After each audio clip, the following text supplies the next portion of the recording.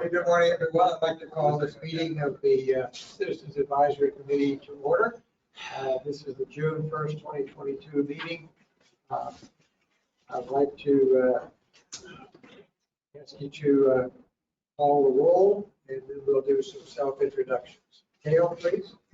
Bill Roberts, Here. Rick Fernandez, Here. David Bailey, Here. Carolyn Brown.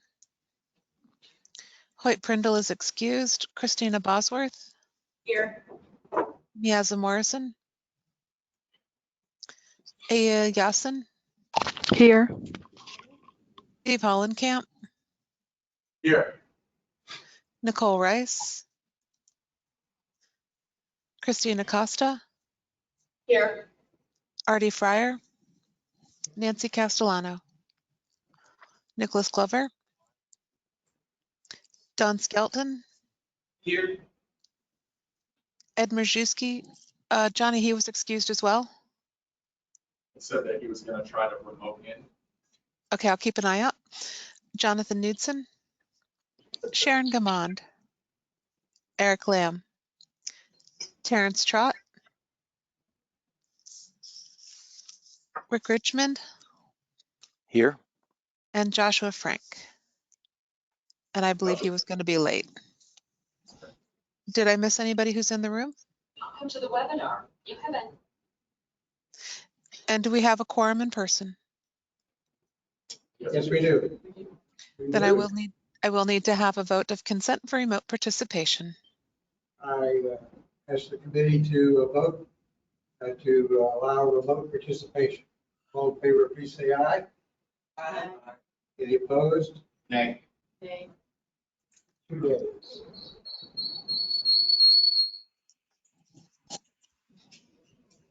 Motion carried. I would like to go around the room and ask you to do self-introductions, and then we'll do self-introductions for the members who are signed in remotely. Can you just give us not just your name, but who appointed you, any particular interest you may have in transportation and issues before the committee? We'll start over here with David. Good morning, everyone. My name is David Bailey. I'm appointed by Commissioner Overman. My interest in transportation is I have a background in real estate, and I enjoy the linkages between real estate and how they bring communities together. So I want to make sure that it's done in an efficient way. So that's it. My name is Christina Bosworth. I was appointed by Commissioner Smith. I live in Waimama, and I'm particularly interested in transportation and the development of the far reaches of our county. I'm Don Skelton. I was appointed by the board. I'm a transportation engineer, but I really have an interest in transportation safety. Johnny Long, CPO liaison to the CAC. I'm Bill Roberts. I was appointed by the Aviation Authority. My interest is in improving the transportation system within our county. I'm Rick Fernandez. I was, well, that's all I have to say. I was appointed by you guys. I'm the Hispanic at-large representative. Been here since 2017. I'm an urban core guy, Tampa Heights. The thing that really motivated me to get into all this was Department of Transportation and its plans to expand the interstate. And that started back in 2015 and just sort of peeled off from there to other things. So glad to be here. Hey guys, I'm Stephen Hollenkamp. I'm appointed by the City of Plant City. I'm passionate about all things related to making downtown Plant City awesome and wonderful, and transportation is a big part of it. Good morning, everyone. I'm Christina Costa. I'm appointed by City Councilman Joseph Detro, and I have lived in Tampa almost all of my adult life, and I am an urbanist, and I care about transportation and the blended use of and how it corresponds with land use, and am a firm believer in multimodalism and car-free or car-light mobility for all. Thank you, Christine. I think we have one or two people on remotely. Rick Richmond, you want to do a self-introduction? Yes, good morning. Rick Richmond, appointed by the Planning Commission. I'm actually wrapping up my third appointment, so 6 years on the committee. My term expires in June, so I'll be cycling off, but it has been a pleasure to be on this committee and see the changes over the last 6 years and the engagement. So appreciate it. And I think there's someone else on. Yes, good morning, everyone. My name is Aya Yassin, and I was appointed by the City of Temple Terrace City Council. I am representing the City of Temple Terrace, and I am a transportation planner, definitely interested in the City of Temple Terrace mobility, multimodalism, accessibility to businesses and the university, and all what's happening uptown. Great, thank you. Anyone else remote? All right. Well, thank you, everyone. Thank you for those who are here in person for making it forward. Christine, do you have a comment? Yes, Mr. Chairman, I have a member interest. I want to just encourage everyone, if you are available, there's a world-renowned speaker in transportation and multimodalism that is coming to Tampa on Tuesday night. She'll be speaking at Tampa Theater. Her name is Jeanette Sadi-Khan. And so she's a person that if you ever have an opportunity to hear her speak live, you should. So please go to tampatheater.org and look for tickets and plan to go. Good. Thank you for bringing that to our attention. Jeanette Sadi-Khan. She's author of a book called Street Fights, about the spatial fight for what happens on streets. And she's also head of NACTO, the National Association of City Transportation Officials. Right. I would call the committee's attention item number 3 on the agenda, which is the chairman's request regarding the procedures for the meeting. At this time, I'd like to open the meeting up to public comment. I see no one here in the room signed up for public comment. Jerry, you do have one person online. All right. Sure. And who might that be? Her name is Candace Savitz. Candace, I have unmuted you. Thank you.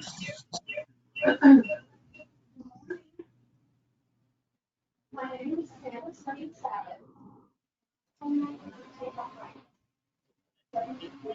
We're not able to hear you here in the room.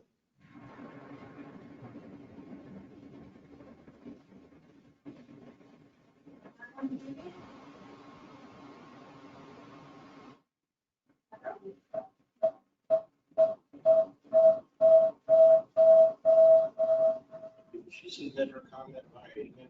She did send me something and also email to let me know she would prefer to speak in person or speak.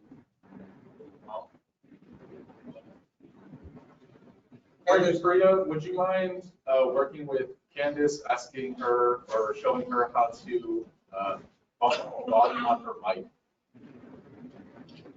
mic? Sure. Thank you. Will do, Johnny. Good morning.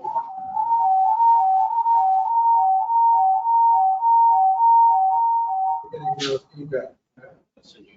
I think while we're trying to correct that technical difficulty, we have a public comment that came in by email. I'll ask Dr. Long to read that email.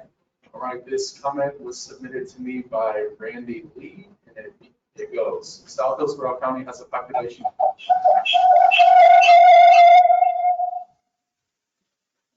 Can we get that muted, please?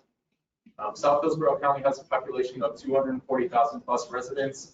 The South County Ferry Project, which is on table 2, line 74, makes no sense. I have no problem with the procurement of an actual ferry boat, which is the $5 million on this line item. My challenge is with the overall project and plant service area. It's going to be serving a very small portion of citizens in the area while potentially impacting other transit riders currently using the existing park system that runs to East and South County. Real transit alternatives do not exclude the majority of residents in an area in favor of serving people. Ferry from the Mosaic Terminal in the Apollo Beach area to MacDill Air Force Base is a commuter ferry for military personnel and civilians working at MacDill only. The schedule of the ferry will be every 15 minutes during peak service hours, Monday through Friday, beginning at 5:30 a.m. to 8:30 a.m. in the morning, and from 3 p.m. to 6 p.m. in the afternoon and evening. The estimated travel time is 15 minutes between terminals. Between peak times, it will run hourly and may be able to take people from South County to downtown Tampa. However, the daytime service is intended for MacDill. It's proposed to run an intercity service on weeknights and weekends with more runs during high demand events. There's no mention of where non-MacDill travel will originate from in South County, and it may run to the downtown Tampa area where the Cross Bay Ferry from St. Pete serves.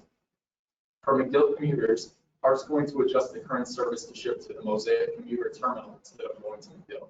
This project is estimated to cost $54 million with operating costs on top of that. At this time, the federal government pays the cost of park passes for military personnel and subsidizes civilians going to MacDill. It's likely that the same will happen for the commuter ridership of the ferry. That means GSA pricing will be in effect. Commissioner Kemp has noted that there are many other routes that can be done. When and for who? She has said that this was identified as the most viable route over a decade ago. How has South County changed in the last 10 years? This ferry route is based on 11-year-old information with updated data from MacDill employees only. It's beneficial to one group of the population in South County for a commute alternative. And for those trying to use it that are not covered under the MacDill pricing subsidy and not peak hours, it may be available, but it's going to be pricey based on the round trip rates for the Cross Bay Ferry from St. Pete. $54 million of taxpayer money is going to bring a solution based on the threat of a military base being closed in the mass base shutdowns 10 to 15 years ago for a small number of people who reside in the area. How does this pass the litmus test of equity? How is this a real transit solution of any kind? During peak times, the service will be for MacDill only, leaving other residents to drive or try and figure out a way to get places via HART after they modify their routes to serve MacDill commuters. Which HART routes are going to be impacted? No, way past 3 minutes. I'm only halfway through. Go ahead. All right. Currently, there's one bus route that serves South County, which is HART Route 31. This route runs every 30 minutes from the South County Amazon warehouse to the Brandon Town Center via US Highway 41, Gibsonton, US 301, and Providence Road. It runs on weekdays only from 5:30 to 8:30 p.m. There's no weekend service. In South County, there are no park and ride facilities, and most of the stops are assigned along the road with a grown-over sidewalk and no cover. Not to mention the dangerous crossing of US 41. There's HART Route 24LX from Fishhawk to South Tampa, which is a limited express service that runs on weekdays only. In the morning, it goes from Fishhawk along Boyette, and the last pickup is at US 301. From there, it goes to I-75 to the Selman, to Kennedy, where it drops off at Kennedy and Pierce, then goes on to the hospital or clinic, Semke, I'm not sure what that is, and goes for a loop. In the afternoon, it does the reverse with the last downtown stop being Jackson and Pierce. The morning route picks up every 35 minutes from 5:10 a.m. to 6:20 a.m., which is 3 pickups. In the afternoon, it runs from 3:15 p.m. to 4 p.m. People in South County will still need to drive to get to a bus stop on this line, and the average drive being between 2 to 6 miles. If someone wants to try and use Route 31 and 24LX during the week, they have one inbound option on the 31 line. This is a difficult line due to lack of parking, and the rider would need to be on the 5:30 a.m. bus in hopes of picking up the 24LX route at US 301 for a 6:01 a.m. or a 6:36 a.m. pickup. The walk time between stops at Boyette and 301 is about 5 minutes. If there is no delay, a rider could potentially make the 6:01 a.m. as Route 31 drops off at approximately 5:55 a.m. If the rider misses that run, they would have to get on 6:36 a.m. or they won't be able to get to downtown. So instead of spending $54 million on a ferry that serves a small number of riders, how about investing that money in a real solution that would serve the people of South County? How about a limited park express bus from South County and real park and ride facilities? Better yet, let's get that regional commuter rail going or open up the South County ferry to general commuters and travelers into downtown. Instead of more express lanes on 75 for through traffic, how about a commuter rail in that same space? It's long past time to get the Tampa Bay region off the road and into real transit. On the boards at the open house in Ruskin on March 7th, there was a sticky note for bus service from Sun City Center and one for commuter rail. With the new Waimama plans going into place, wouldn't it be nice to have transit options there? You've heard the saying, quote, build it and they will come, end quote. Fuel prices are going up, the price of fuel efficient vehicles is going up, and production is behind demand. The goal is to reduce congestion in the area around McGill, and South Tampa has a lot of it, as does I-75, 41, and 301. The only way to do that is to have real options for not driving like transit. Start now. Instead of 54 million going into a very or restricted place for a specific audience, and a PD&E study for express lanes on 75 for through traffic, widening 301 from SR 674 to the Manatee line, use that money for real solutions. If you're going to insist on moving ahead with the ferry, at least make it available to other commuters with a real transit center, with a parking deck, and park service, and make sure it's affordable so that an average person doesn't make a lot of sense. Make sure it's affordable for the average person, or build it into the Flamingo fares. I appreciate that this committee has a lot on its plate. I appreciate the time and consideration. Sincerely, Randy. Thank you, Mr. Lee. I think it was worth entering that into the record. Rick, go ahead. Yeah, Chair, if I could, just a quick question. Johnny, I'm sorry, I forgot. Did he, at the beginning of that book chapter that you just read, did he specify the line items that he was asking to be struck? Table 2, line 74. Clarify, I'm not sure that they're asking for it to be struck. I don't know what their intentions are exactly. Refers to it, he doesn't ask for strike. So he just says this is a bad idea, use it for something else? Right. Is that Yeah. what it is? So my challenge is with the overall project and plant service area. Christina Costa, comment. Yes, Christina Costa. I would like to make a motion that our public comment, when received by email, is also contained within 3 minutes. I fear that individuals could gain exception for their comments versus those who have the time, take the time and energy to join us and be heard in person, being curtailed to 3 minutes. I feel that 3 minutes is what our standard is. If we have to, I don't think we should make exceptions for those that come in email. I would like to. I hear your Address that. suggestion. I'll consider the motion under new business. All right. I'll take your points well taken. Candace, were we able to get the technical difficulties corrected to get your public comment on the record?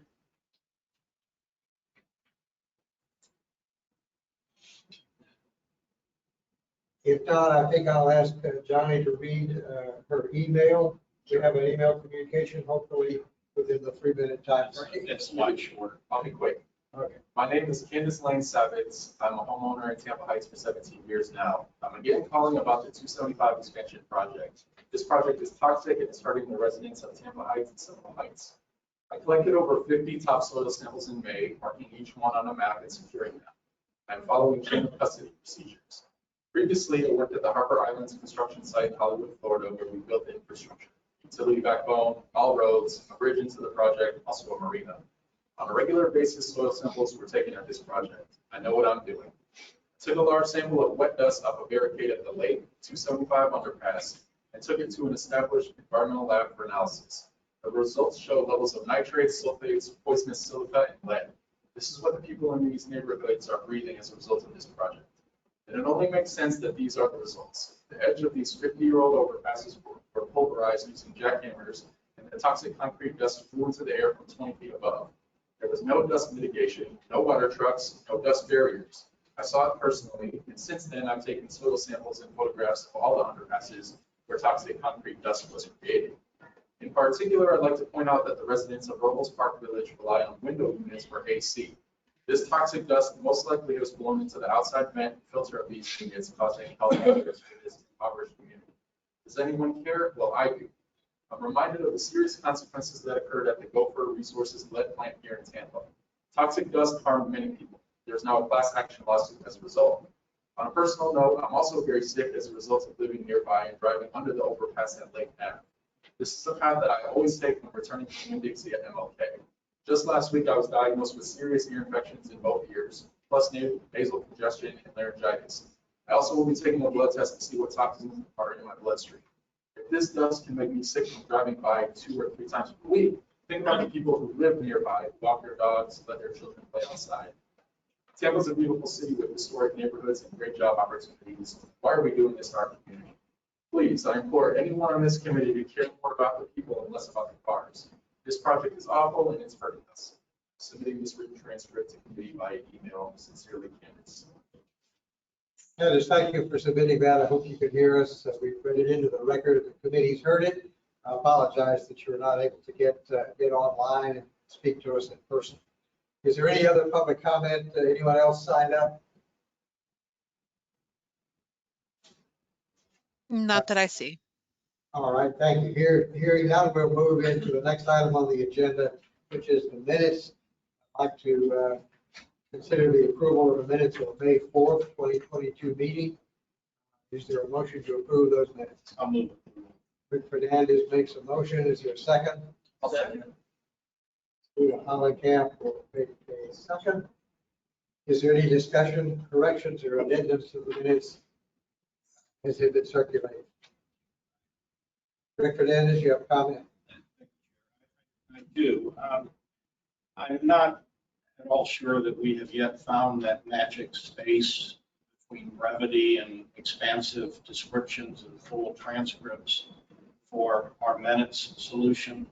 I read through this and I appreciate the effort and also the incorporation of timestamps for the video, which in some cases would be very helpful. But I'm thinking we need something a little more hybrid where individuals that are speaking during the meetings are actually identified in the minutes that were provided. I know in the past that has drawn my eye to my name, so I'm particularly focused to make sure that what I said was captured, and I suspect others have done the same. It's harder to do that when you don't have the names included in the minutes document that were given. So if you could just kind of go back to what we did before, keep it short, but include the names. I think that might help. It's kind of a middle ground. I don't know. It just wasn't as effective a document to me when I was trying to review it and figure out if it was accurate or not. Are there any other comments or corrections to the minutes? Hearing none. Anyone online have a comment? All right, hearing none. All in favor of approving the minutes for the May 4th meeting, please say aye. Aye. Online. Aye. Motion passes unanimously. The minutes are approved. Next item on our agenda is the action item for today, which is the consideration of the Transportation Improvement Program. We've all been anxiously awaiting this moment. So I will turn the program over to Dr. Johnny Wong for an introductory presentation. Johnny? Thank you, CAC. It's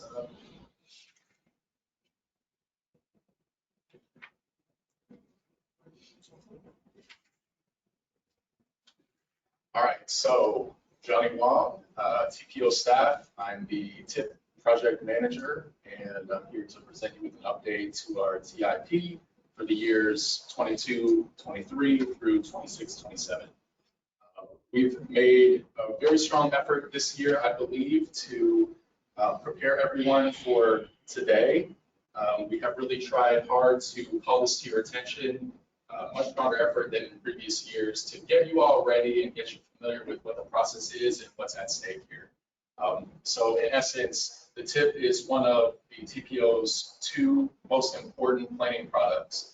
The TIP is something that's updated every year. The other important planning product, not the only important one, but the other major planning product that we're responsible for is the long-range transportation plan.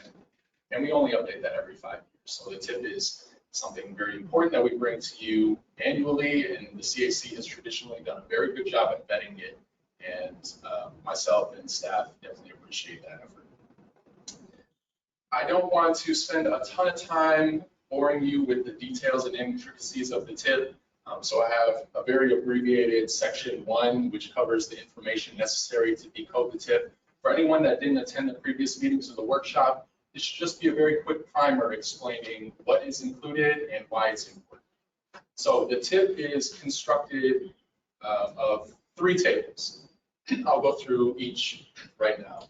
Excuse me, Dr. Wong. Yes. I don't think are you projecting onto the webinar? Your slides are not showing on the computer version. Let's see. Is anyone online seeing the presentation? Confirmed, we are not just seeing the video. How's that? Thanks. There you go. Perfect. Thank you. Okay, well, you didn't miss much. I'll go back really quickly just to show you my home screen. Just to show you the cover page. All right, so this is section 1 of, I believe, 4 or 5, information necessary to decode the tip. Again, the tip is constructed of 3 tables. Table 1 is priorities that have now received or are programmed with funding for construction.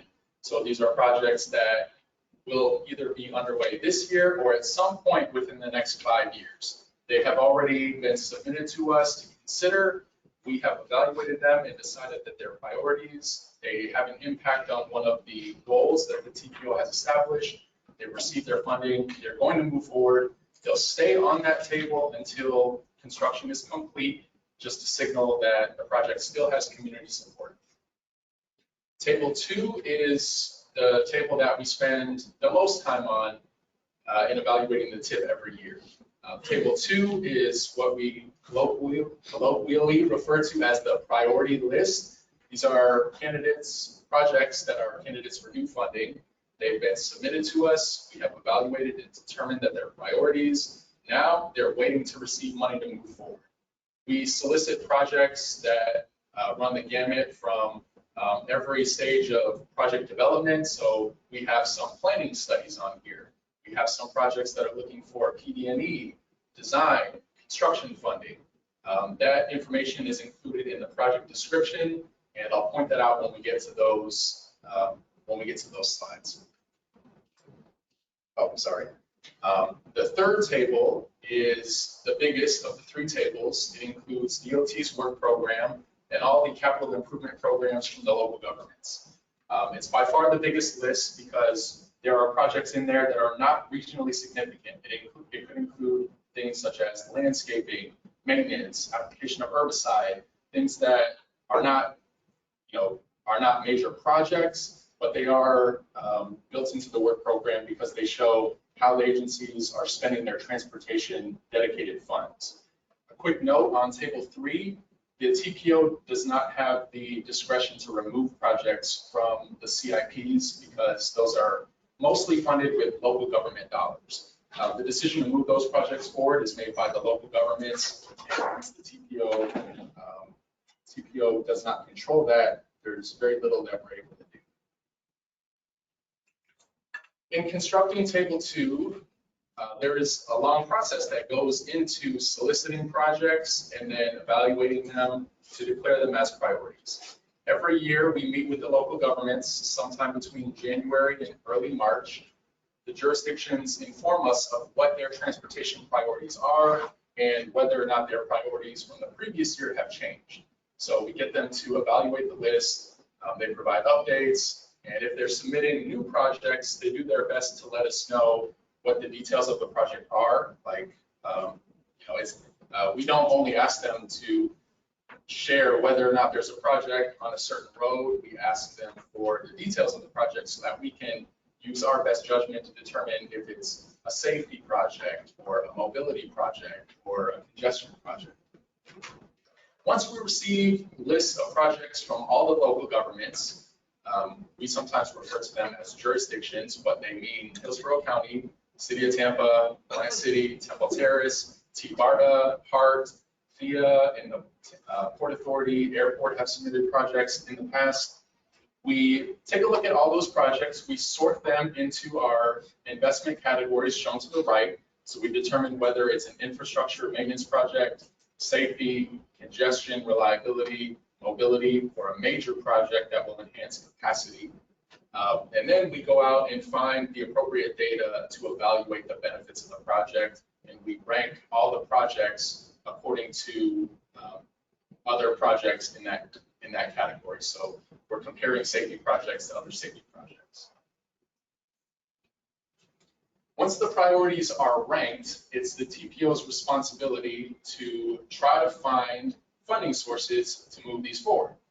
So once the list is complete, we try to identify, based on what we know of the project, its location, which agency is managing it, what the benefits are, what the appropriate pot of funds are to move this project. There are a host of new funding sources in Table 2, acronyms that we included that we kind of decoded in the footnote on Table 2. Most of these are coming from the new infrastructure bill, and there are many that you may not be familiar with, so I'll call attention to those now. CRFF means Carbon Reduction Federal Fund. That is a new program that supports projects that have an effect on climate change resilience, fighting wildfires, drought, extreme heat, flooding. They want us to consider the environmental justice effects of these projects. Because the Carbon Reduction Federal Fund is designed to award projects that demonstrate a reduction in transportation emissions and have those sustainability benefits, most of the projects that we believe would qualify for the CRFF are in the smart cities category, because that's the category that reduces congestion. There are some others sprinkled throughout Table 2 where we believe they have a good shot at receiving the funds, but that's a new one. PROTECT is another new fund, and PROTECT stands for Promoting Operations for Transformative, Efficient, and Cost Savings Transportation. Safe Streets for All is a new pot of funds that's awarding Vision Zero projects, safety projects. ATT-IMD means Advanced Transportation Technologies and Innovative Mobility. These are mostly smart cities projects, and I presented our smart cities mobility plan to you a couple months back. So it's awarding tech projects that can have an impact on mobility, safety, and congestion. MEGA is another important pot of funds to keep our eye on. MEGA is not necessarily an acronym. The project or the program name is National Infrastructure Project Assistance. When I see MEGA, I think of mega projects. Basically, this pot of money is going to go to projects that, in absence of receiving that grant, would have no way of being funded. They're very expensive projects, and they require us to demonstrate that there is a lot of coordination between multiple agencies. So you think of mostly major projects would probably be, could probably apply for this grant. There are a number of others, so if you see any funding codes throughout Table 2 that are not explained in the acronym list, you can always ask me about them, and I'll answer as well as I can. Something important to note is that although we identify these new funding sources in the priority list, many of them have not issued a notice of funding opportunity, so the money is not available yet. We're still awaiting information for a lot of these funding programs about what projects can qualify.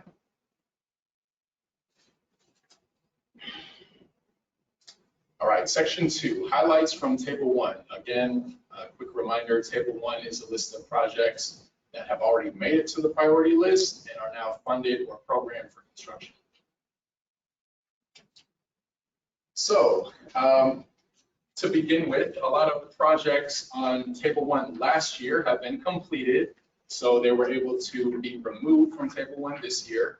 Some of the projects that were removed include Bush Boulevard resurfacing from Armenia to Florida Ave, Downtown Advanced Traffic Management Systems project, that was an ITS project in downtown, Armenia Ave to Bush Boulevard safety project, East Hillsborough Ave from Central to 56th Street, Columbus from Nebraska to 14th, 46th from Bush Boulevard to Fowler Ave, Hillsborough Ave from Memorial and Sheldon to Church, Greenspine Phase 3A, Dale Mabry from Sly to Van Dyke, US 301 from Falkenberg to Sly Ave, the Lutz Lake Fern Trail Connector, and Columbus from Rome to North Boulevard. Again, those are the projects that have been removed from Table 1 this year.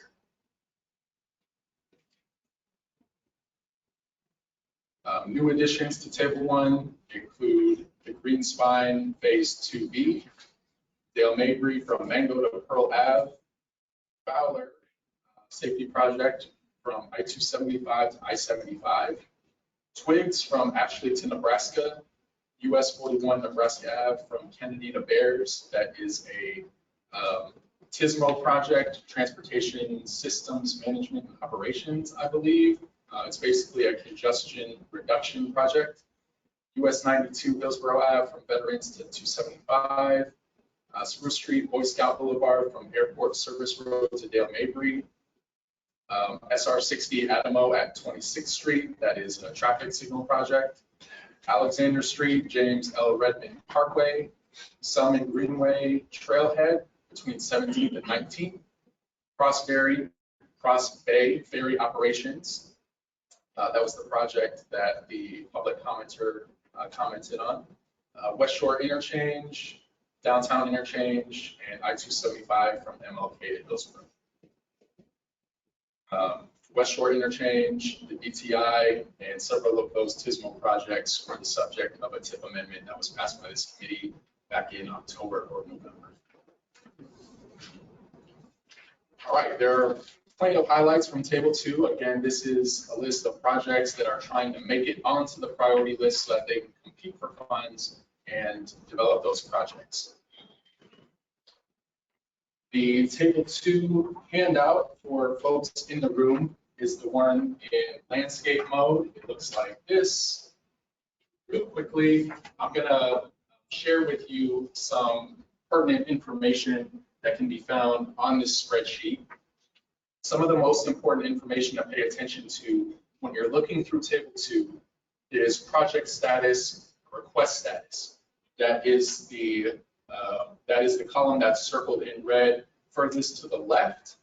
That column shows what phase of the project is seeking funds. So we try our best to share as much pertinent information with you so that you can better understand what the project is. So a lot of times the information you'll see is what the total estimated construction cost is, what the total amount of funding that's being requested currently is, perhaps an estimate for when that project could be completed, information about whether or not an application is needed to move it forward, and how much money the TPO is recommending for that project to receive. Application status and recommendation for funding, or if there's more information needed before it gets money, are highlighted in red typically. The middle red circle, suggested funding type, is that's the list of funds that we believe might be appropriate for this project to seek. Surface transportation is abbreviated as SU. That's the biggest share of funds that the TPO controls. So you'll see that many of the projects all throughout Table 2 have SU as a viable funding source because, again, those are funds that the TPO can advise DOT to release for those agencies to move the project forward. And again, there are a whole bunch of new funding programs that came in the new infrastructure bill. And then lastly, to the far right, the column that says no return. This is a column that we included this year to inform the committee and the board that if this project receives funds to move forward to the next stage of project development, will that cross the point of no return? And according to the statute, the way that we're defining point of no return is design phase of preliminary engineering. Some months back, we had the TPO attorney come before this committee and explain that according to state statute, if a project advances to the stage of design phase of preliminary engineering, it would require a board action and DOT action to remove that from the priority list. So what does that mean? Yeah, thank you, Mayor. So my question is, does that mean if a project is approved on Table 2 for funding, then it has moved past the point of no return? Is that what you're saying? Let's take a look at some projects on Table 2. Yeah, do the West Shore interchange. Do the West Shore interchange in Table 2. It's got yes in the far column of no return. What does that mean? Which line item? It's line item 67 in Table 2. All right, so based on the request for funding that was submitted to the TPO by DOT, they're telling us that they are seeking funds for construction. By definition, construction is already beyond the stage of preliminary, or I'm sorry, design. So that means if this funding is awarded to them and they're requesting 939 million for section 4 and 253 for section 5. If that money is awarded to DOT, there will be no opportunity for removing that project unless a joint action by the TPO board and DOT. Based on your definition of. No, it's not. No, not my definition. I copied this from the March meeting minutes in which the TPO attorney said, quote, let's see. State statute section 339.175 sub 8D states that once a project has advanced to the design phase of preliminary engineering, the project can only be removed by joint action of the TPO board and FDOT, which is referred to as, quote, the point of no return. Johnny, let me ask my question, and maybe it'll help. On that project, it has a yes beside it. Does that mean if this project is approved and this tip go around, it has then moved past the point of no return? Or has it already moved past the point of no return because it's in design? Since they are seeking construction funds, it is already on the priority list. Any money that they get would go toward construction. So construction would begin. When that money is delivered, there is no opportunity to put a halt in that. That project, unless that project would only get funded through a TIP amendment, right? So if it's brought forward to this committee at some point in the future, let's say there is some federal money awarded or state money awarded, it would come before us as a TIP amendment. If the committee agrees to fund it and the board agrees to fund it, at that point, construction begins. So I'm still, that yes, though, no return, that yes means it takes the approval of this board and MNDOT. That's what that yes means. To take it off. To take it off. That's my understanding based on what was explained to us by the TPO attorney. Josh, you're recognized. So sorry for being late, everybody. Welcome. So the determining factor you said is that they are now seeking construction funding. Can you define that? Can you elaborate on that? Have they submitted a form of some kind to the state? Or can they just say, oh yeah, all the projects on this list, we're seeking construction funding for those now, you can't take them off? No, How's that defined? No, I wish I could. I can't define that. If you have a question about that, I think that might be a better question for Cameron to answer. I think I would like some clarification from Attorney Clark on that. Yeah, we can bring him back. When he was at the workshop, he offered to come back and speak before this committee. If you have questions specifically about that, I have no doubt that he'll be at the TPO public hearing on the 8th. So if he's prompted to give a response to that specific question, I'm sure that he will. I can also ask him to circulate an email after this meeting wraps up.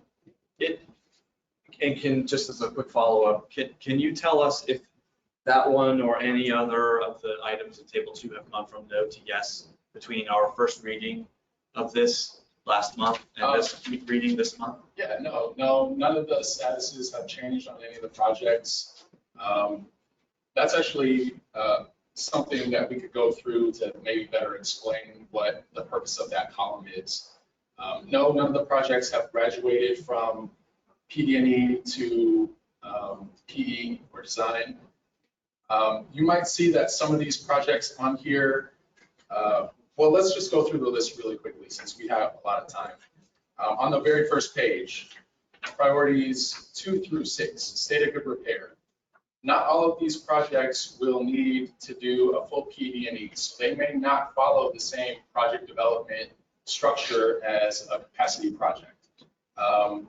What the column no return means is that if this money is awarded to HART, these projects are not construction, they're bus replacements, they're money to do maintenance. if this money is allocated to these projects, we can't get it back. Like, once the money goes to the maintenance of the bus, there's no refund on that. The money just can't be returned. And that applies much the same way for projects that are service oriented. Vision Zero is a really good example of the phase at which no return kind of kicks in, because if you look in the prioritization criteria column that is second to the right, you'll see that some projects are requesting construction, some are requesting design and construction. If you go a little bit further down the list to project number 24, Sims Road at US 301, they're requesting PD&E. If we recommended that that project gets funding, it's going to go to PD&E, Project Development and Engineering, or environmental. With that money going to PD&E, it would not be too late to remove it from the priority list. However, the project just above that, number 23, Fletcher Ave from Armenia to Nebraska, because they are requesting money for preliminary engineering, we would consider that to be past the point of no return if the money is delivered to that project. I hope that makes sense. If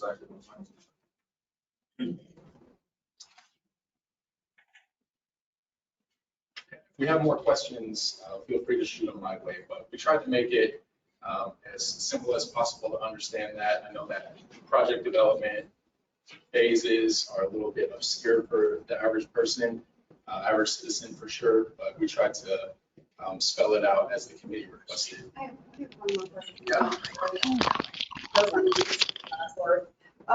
So are you saying that any of them that have a no, they will definitely come back to us once again? If it says no, will we see this again? If they're seeking TPO funds, yes.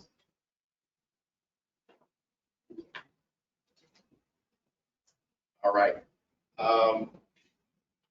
Okay, so the three important pieces of the table 2 puzzle that we need to pay attention to again are the project status request, because that helps us determine what the agency is seeking funds for, what stage of project development they're looking to get funded, the suggested funding type, and whether or not it's past the point of no return if that money is delivered to the project.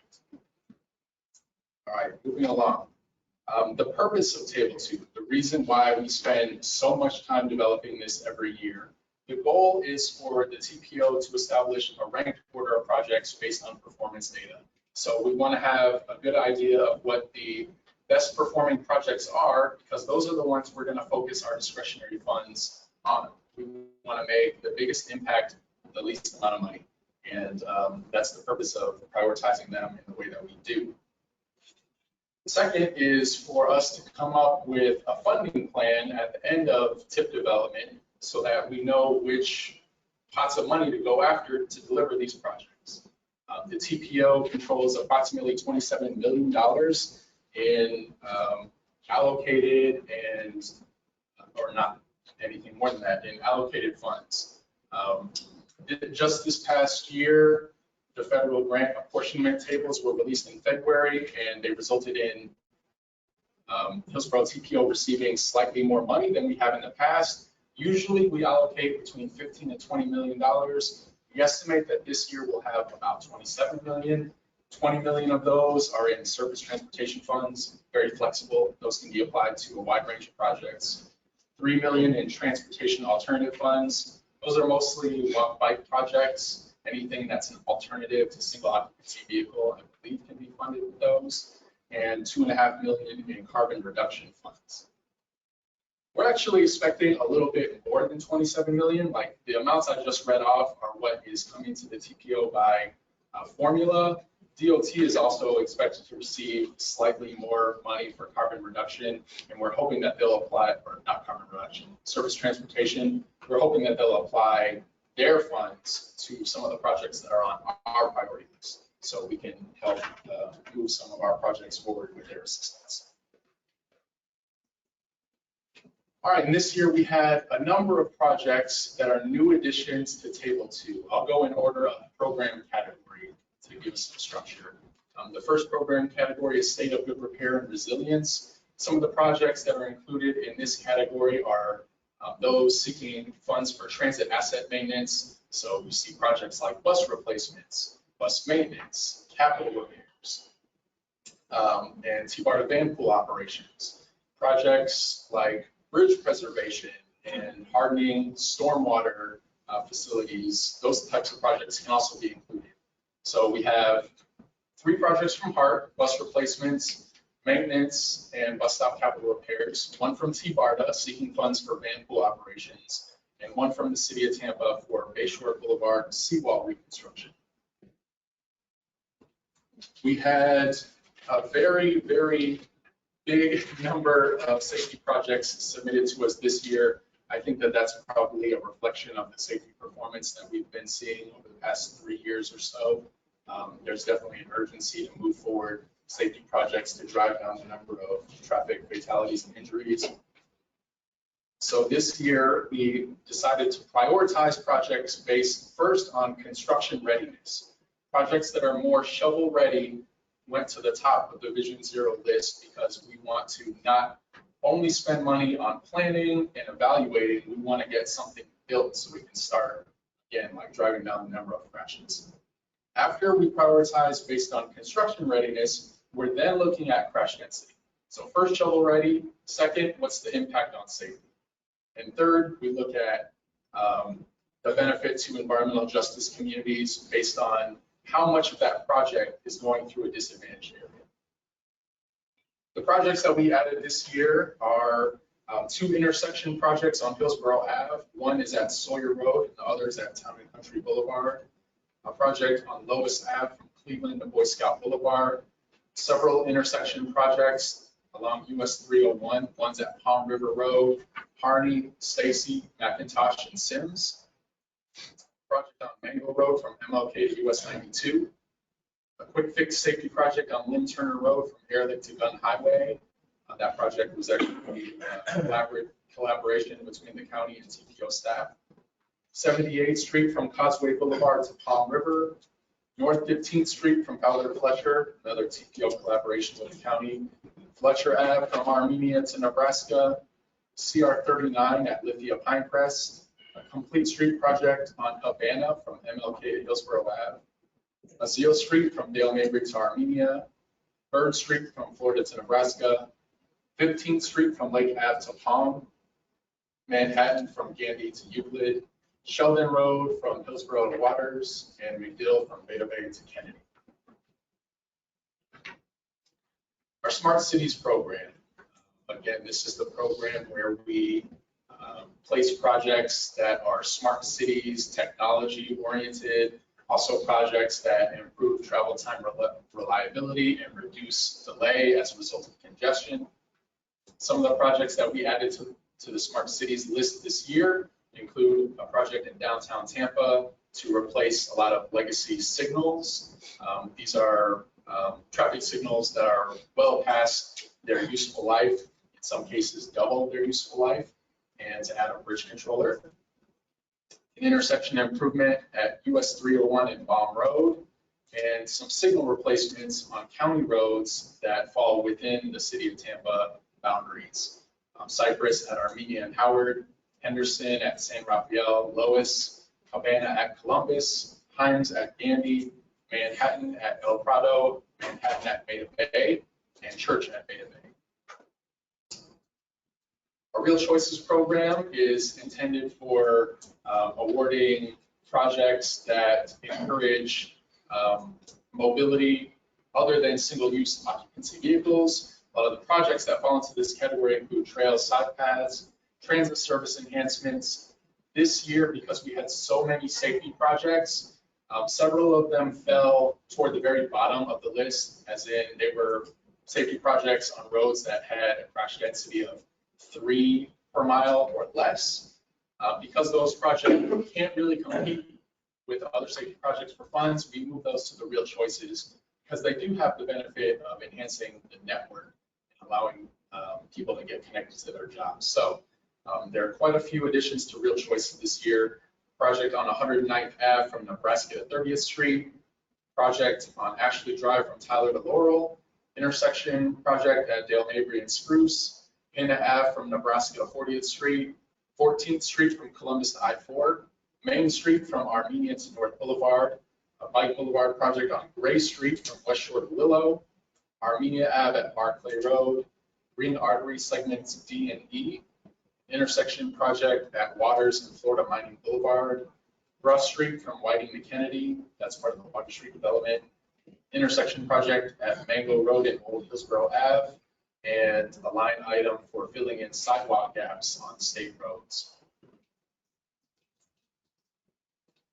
The last project category is major projects. Again, these are major projects. Some are very expensive.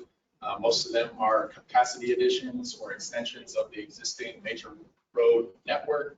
They could also be major capacity projects that are transit. So we added 5 this year. The first is Roraine Street Bridge Rehab Phase 1 of 2. Second is Cass Street Bridge Repair. Third is Cross Bay Ferry Service. Fourth is 30th Street from Yukon to Fowler. And the last is a project on Interbay Boulevard from West Shore to Nation. Last, real quick, highlights from Table 3. Way too many projects to go through, so we've summarized.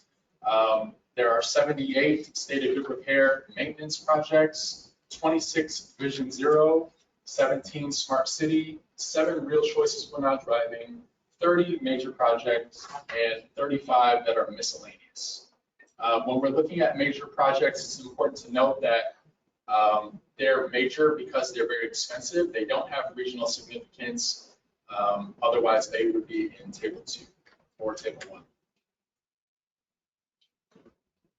Here's a pie chart showing funding allocation by project type. The biggest expense by far on Table 3 is investments in major capacity projects, followed by state of good repair and resilience maintenance projects, moving down to miscellaneous, again, like applications of herbicides.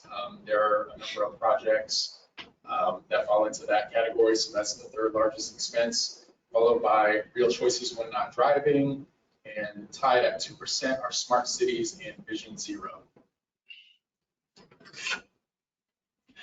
That's a wrap for tables 1, 2, and 3. This is the last section before I'm going to turn it over to you all.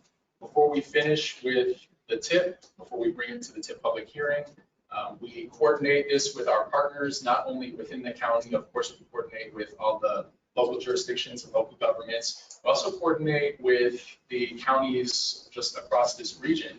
All the TPOs and MPOs from Citrus Hernando all the way south to Sarasota, and including Hope, get involved. There are some funding pots that are available to major regional projects. The caveat to that is they have to be adopted within each individual MPO, TPO's priority list and the regional priority list. So some projects that fall into this category are regional projects that could have a positive impact on economic growth or congestion. That's the TRIP list, which stands for Transportation Regional Incentive Program. The only project on our TIP priority list that fits the bill for TRIP is Big Bend Road. That's been on the priority list for at least a couple of years. And also multi-use trail projects. So trails and side path projects also must be on that list. Tables 1 and 2 have been reviewed by all of our partner agencies, both individually in private meetings, and the TAC will receive this presentation. We brought it forward to you. I think this is the 4th time, maybe. The funding recommendations have been shared with all our partners, so they have a really strong idea for what pots of money we're going to go after to move those projects forward. A list of the regional projects that have to be adopted into our TIP if they want to have a shot at getting those regional pots of money are Big Bend Road, the Bookends project that has been in there at least since last year, if not 2 years ago. Some trail projects, including South Coast Greenway, Upper Tampa Bay, Tampa Bypass, Adamo Drive, South Tampa Greenway, Howard Franklin Bridge Connections, Candy Bridge Trail, and Dale Mabry Overpass. Presentation schedule, we already presented to Livable Roadways and BPAC. They approved without much fanfare. CAC today. Technical Advisory Committee will be next Monday, and then the public hearing will be June 8th. That is going to be hybrid, so folks can watch virtually, you can attend in person. I believe information has been circulated about how to sign up for public comment. The recommended action submitted to you today is to approve the TIP update for the fiscal years shown and to approve the TIP priority list. Here to answer any questions you have. All right, thank you, Johnny. I think that helped frame up the issue. So it's now time for questions. Rick Fernandez, you recognize. Thank you, Chair. And a word of warning, I have several questions. If there is someone else here in the room or virtually that would like to go first, I'd be happy to defer to them, and then come in at the end of the line. If not, I'll proceed. Go ahead. Splitting, go for I it. can take a breath in the middle. Yeah, if that's take what a you're pause thinking. and see if anyone else wants to. Yeah. Anybody online? Okay. All right. I'm not taking this in order of importance. I'm taking it in the order that it appears in the tables, at least my definition of importance. Table 1, major investments for economic growth. Johnny, this is the Howard Franklin Bridge replacement line item. Yes. The FBN is 4229042. We keep on playing whack-a-mole with the term express lanes. Been having this conversation for 3 or 4 years. I think my son may have been prepubescent when we started. He's getting ready to get married, it feels like. Have we yet to receive a commitment by way of definition from the DOT as to whether express lanes are going to be in fact tolled on the Howard Franklin Bridge? I believe they've told us this, but for some reason, it never appears in the document that is public facing. And it is my view that the public has a right to know, if they don't already, and many don't, because this isn't the most important thing in people's lives on any given day, that these are express toll lanes, probably managed toll lanes, with the variable rates according to demand. This is still not here. So my question to you, do we have, in your view, a commitment from DOT that these in fact are going to be managed variable rate toll lanes? And if so, I will be making a motion later to include that terminology in the forward-facing document. Yeah, Rick, so thanks for that. I know we discussed this last month at the workshop.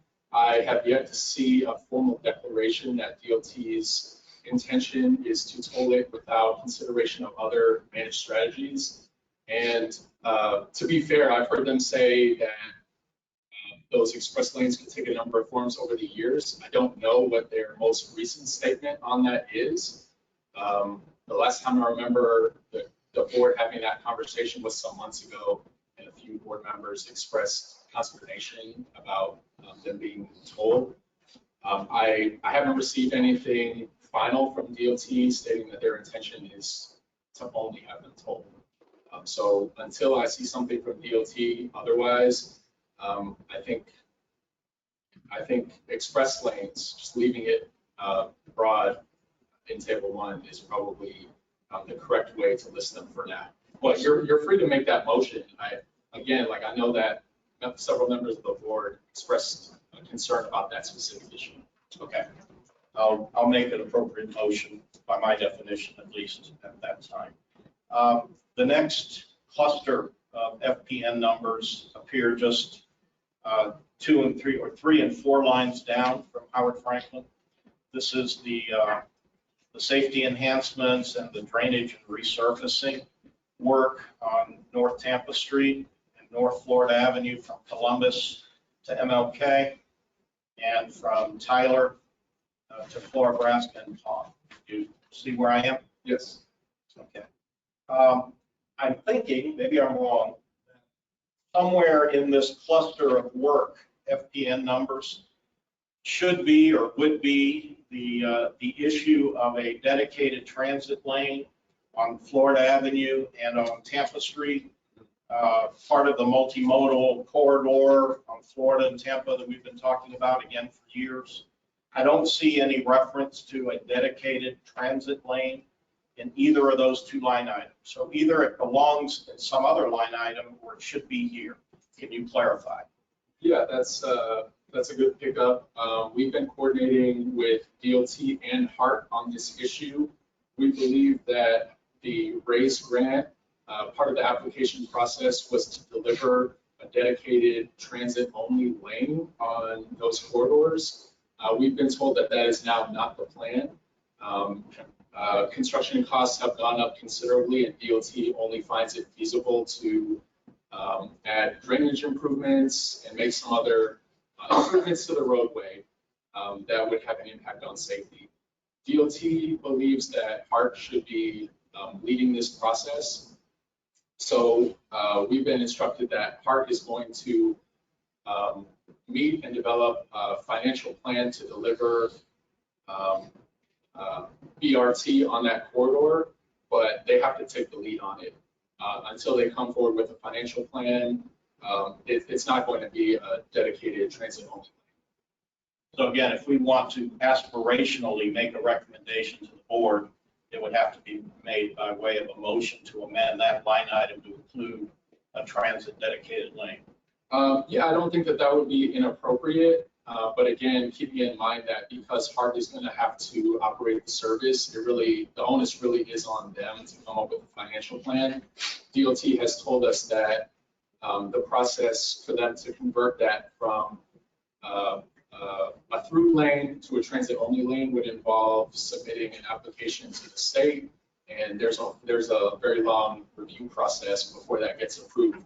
If approved, HART would have the ability to operate transit only, to operate that as a transit only lane. I guess my concern, and I'll take a breath in a minute, Christine. A couple more questions and then I'll pass the talking stick.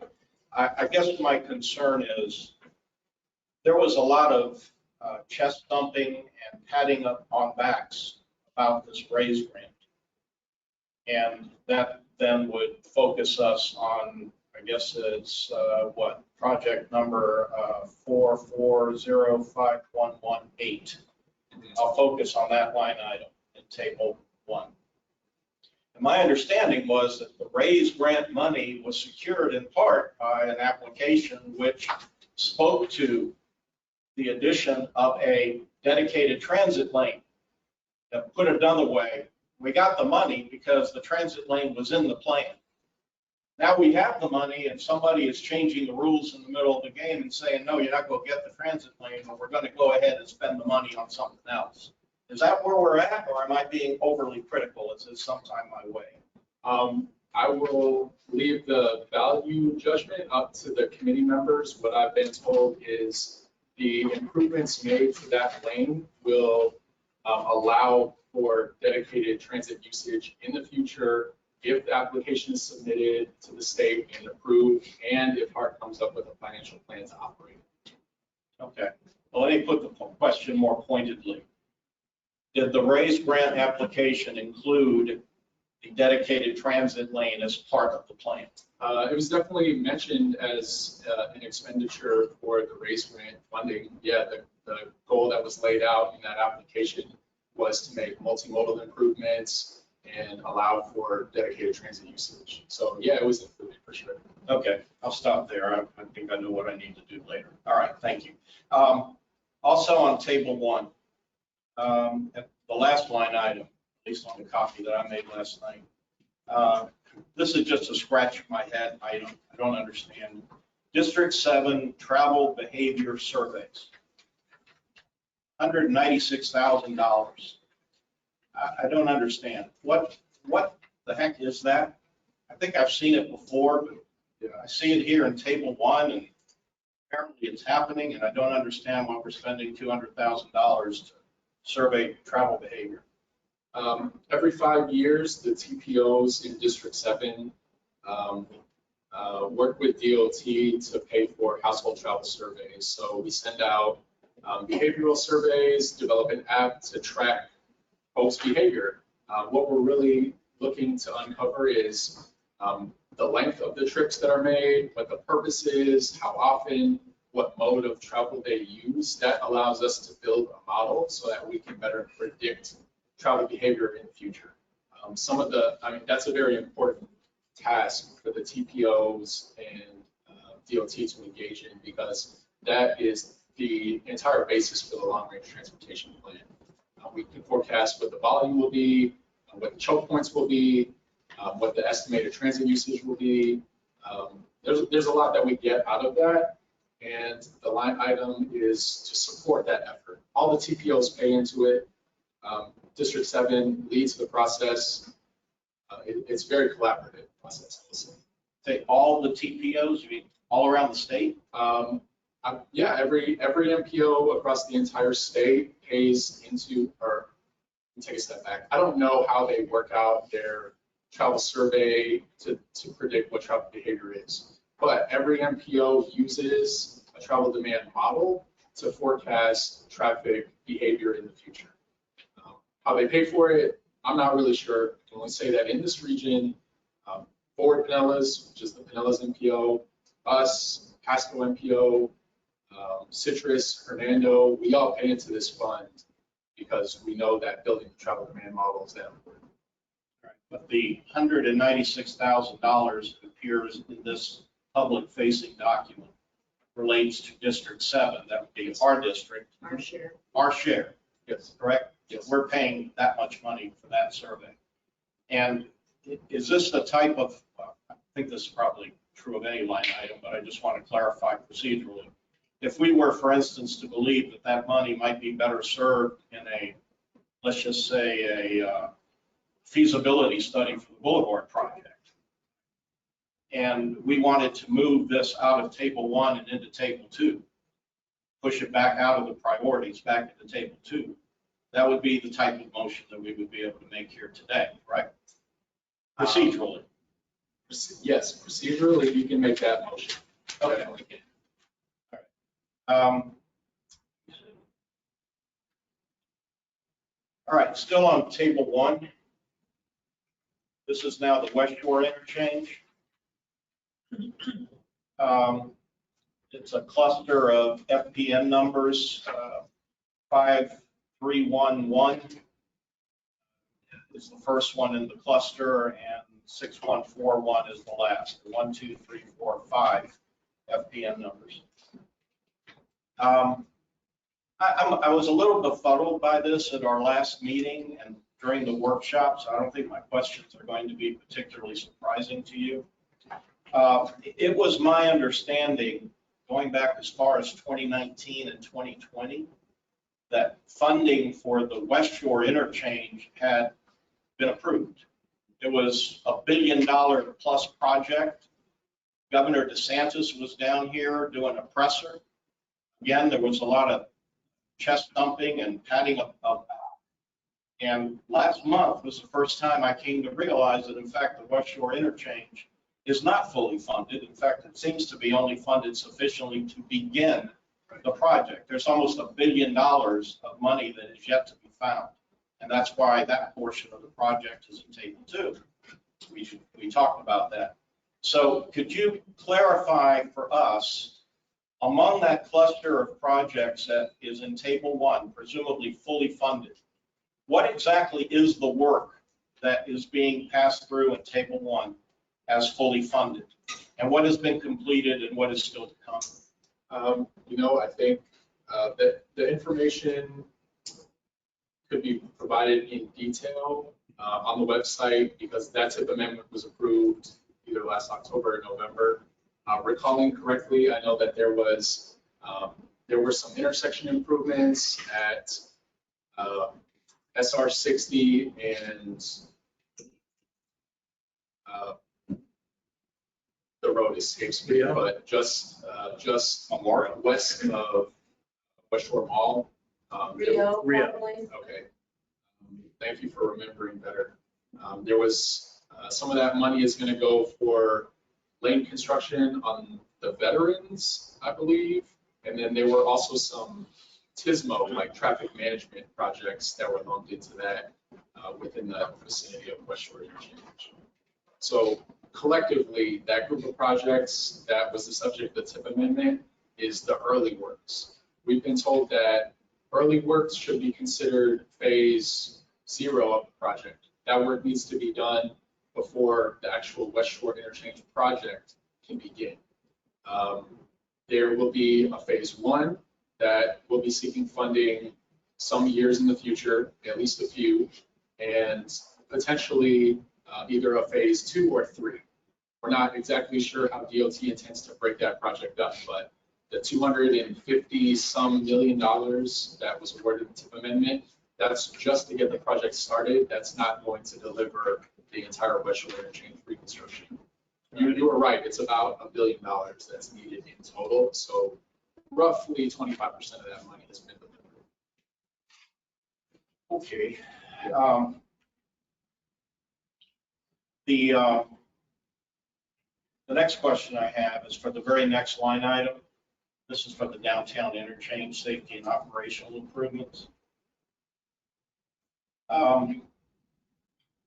I guess what I'd like to do is to have you connect the dots for us, make sure we're talking apples and apples. There are 3 lane movements identified in this line item. These are FPN numbers 0561, 0562, and 0571. In March of this year, this committee advanced a motion to strike 2 TIP amendments, amendments 8 and 9, referencing amendments that were passed by the TPO board in October of 2021. We moved to strike those 2 TIP amendments, 8 and 9, and we sent that recommendation onto the board. You remember that? Yep. Here. That motion still stands on the table of the TPO board. They haven't acted on it. I want to be clear. Amendment 8 and 9 that we moved to strike are in fact westbound I-4 to southbound 275 and southbound 275 to eastbound I-4. Those being project numbers 0562 and 0571 respectively. Is that consistent with your understanding? The specific FPN is that this committee made a motion to move forward to the board to remove. Can't remember. I think that you made the motion, so I'm going to defer to you on that. I think that you would probably remember better than me. Sounds right, but I don't have that in front of me, so I can confirm. Well, it's not that I remember them, so I looked at the minutes and I looked at the motion. And I know the lane movements that we are addressing. So Amendment 8 and Amendment 9, would you agree, are the 2 amendments that we moved to strike, and they relate, although they're not referenced in that name on this document. Amendment 8 and Amendment 9 are those 2 lane movements, correct? Sounds right. Right. Maybe you could confirm that so I get something more than just sounds right from the staff, because that's going to be significant to me, at least, in terms of how we move forward on that line item. Are you going to make a motion now? No, I want to give everybody a chance to ask questions. Okay. I'll make a motion when I make a motion, but I'm not doing that yet. The point being, and this may expedite us going downstream here an hour or so. This committee has already acted on these 2 line items. We've already made a recommendation to the board. And I think that recommendation is what now stands as committee action. So we may or may not need to be addressing those because of the prior action of this committee. That was a vote of 10 to 8, as I recall, on March the 2nd. The final line item that I'm going to reference, Table 1, this has to do with the I-275 project north of I-4 to north of Hillsborough. This is the area of this is what Candace Lane was talking about and what Johnny was good enough to read to us in her email submission. And just quick refresher. Her complaint had to do with toxic dust, secondary to jackhammering that was taking place in various areas along the corridor north of I-4, along the 275 corridor, in particular at Lake Avenue she referenced, but that's not the only place. That's a significant issue, and it really hasn't been addressed before. She was good enough of her own time and money to actually go and collect the dust samples and take them to a lab, and she's waiting for results now. But that, I just want everybody to know that that's what Candace is talking about. That's the line item that she was referencing. That's the project number that she would be talking about. The project is in process now. And I think the only thing really we would be in a position to do would be make a recommendation to the board that there be a study commission for air quality and to ensure that appropriate standards are being taken for safety of the surrounding community. This is something that was brought up at the board last month, and I know Commissioner Kemp was a little wrapped around the axle about it. She was concerned. So with that said, I do have some more comments on table 2, but I'll take a breath now, Christine. That's great. Thank you, Ray. Christine, did you have something you wanted to? I have some comments and questions, but I'm sure I'm not the only one, so shall I be next? It's going to be right next. Go ahead. Okay, John, thank if I you. get to you. Thank you, Johnny. This is a ton of information, and I try each time it's gearing up to participate in the extra knowledge-based invitations that you provide. I also took the time to watch the Livable Roadways meeting. For those of you who don't know, you can watch our other committee members from the TPO committee meetings, and you can even accelerate your listening so you don't have to spend the full amount of time. But that said, still some things that I want to point out. I take very seriously the public comment that we got about the Cross Bay Ferry. And so I just would like to chime in that we should be doing everything we can in the advancement of that project to make sure that it will serve as many people as possible, you know, to have the routes. And as I understand it, the federal government cannot pay for McDill employees. Like it's precluded by federal law. So I wanted to make sure that everybody here understands that. So we can't, you know, the federal law prohibits that specialty transportation funds go just for the Air Force Base. But the additional comment that was made was that there are no park and rides in South County. Christine, I don't know if you know that area so well compared to me, but I just think that that's awful. If we don't have a means, if we don't have access to transit, whether it's the ferry or bus routes, then what good is it? So I really feel that I'd like to express a request that we drill into that a little bit and find out in other communities, because we do have some trail development in that area. We have the potential to do something called pedal park and ride. In other words, have robust micro-mobility parking for individuals, anyone that can get to a meaningful transit stop without their car. So that's something I'd like to see us look into further. I don't know what line item it is there, but the TBARTA funding for Vanpool, our contribution to that. In the past, and I request again, I don't know if a proper motion is required, but I want to make sure Vanpool has the same challenge that our transit does. In other words, getting people to the rendezvous point that they use to then embark and share that ride. So anything we can do to encourage or give some authority to TBARTA by adding the words active transport, active transportation, might give them the wiggle room that they need to figure out, well, we could have more van pools if we just had good access to the meeting points for people who don't have cars in the far-reaching parts of our county. The next thing I want to mention is the Bayshore seawall construction. There's a petition online that's existed for about 5 years, and it has nearly 10,000 signatures of people who are requesting or wish for more robust repurposing of Bay Shore to have the trail expanded on the water's edge.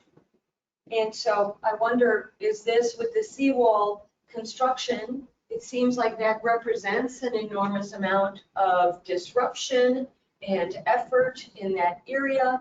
Is this the time that we should look at that, look at what the many citizens have already chimed in as a request? Any potential to make that more than just tearing down the seawall and building it back as it is? Why not tear it down and get a little bigger bang for our buck? The next item, smart cities. Johnny, the signal replacements. I'd like to ask that that we get more information for this committee. What exactly does that mean? Some signal technology that I am aware of includes the lead pedestrian intervals for people to cross the street, not having to push a beg button for that. Some signal, high-tech signals include rain sensors so that there could be a timing acceleration if on a rainy day for people walking, and like anybody not in a car, like could move along their way without having to wait the normal rotation of a dry day, say. There's also red light predictors. That's been a big effort in Lakeland. They've reduced their crash rates and their red light running crash rates by something like 50% because they have used their signals to predict when a car is going to keep going through what is ultimately going to be a red light. So, and then what do these signal replacements mean for timing the flow of traffic where they're installed so that we end up having a reduced speed in the urban core? So those are some questions that I have about these new signals. What can we expect and what do we get out of that? And my last two remarks are just extreme and in great disappointment that there's not going to be a dedicated bus lane happening on the Tampa and Florida avenues. That's being kicked down the road, because transit isn't going to be appealing until we can make it congestion proof.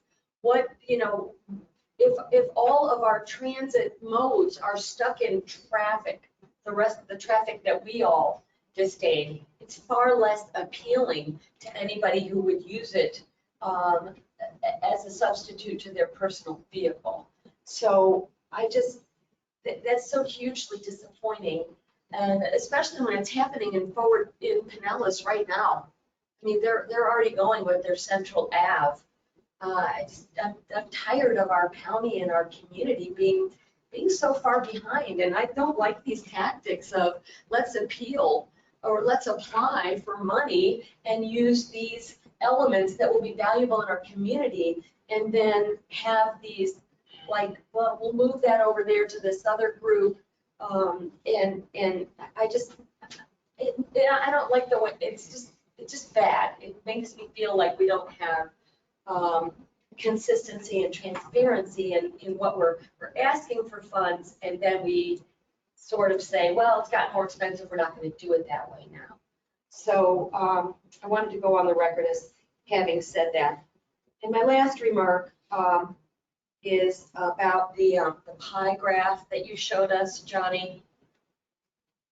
If you could put that back up for a second. 10% vision zero. Yeah.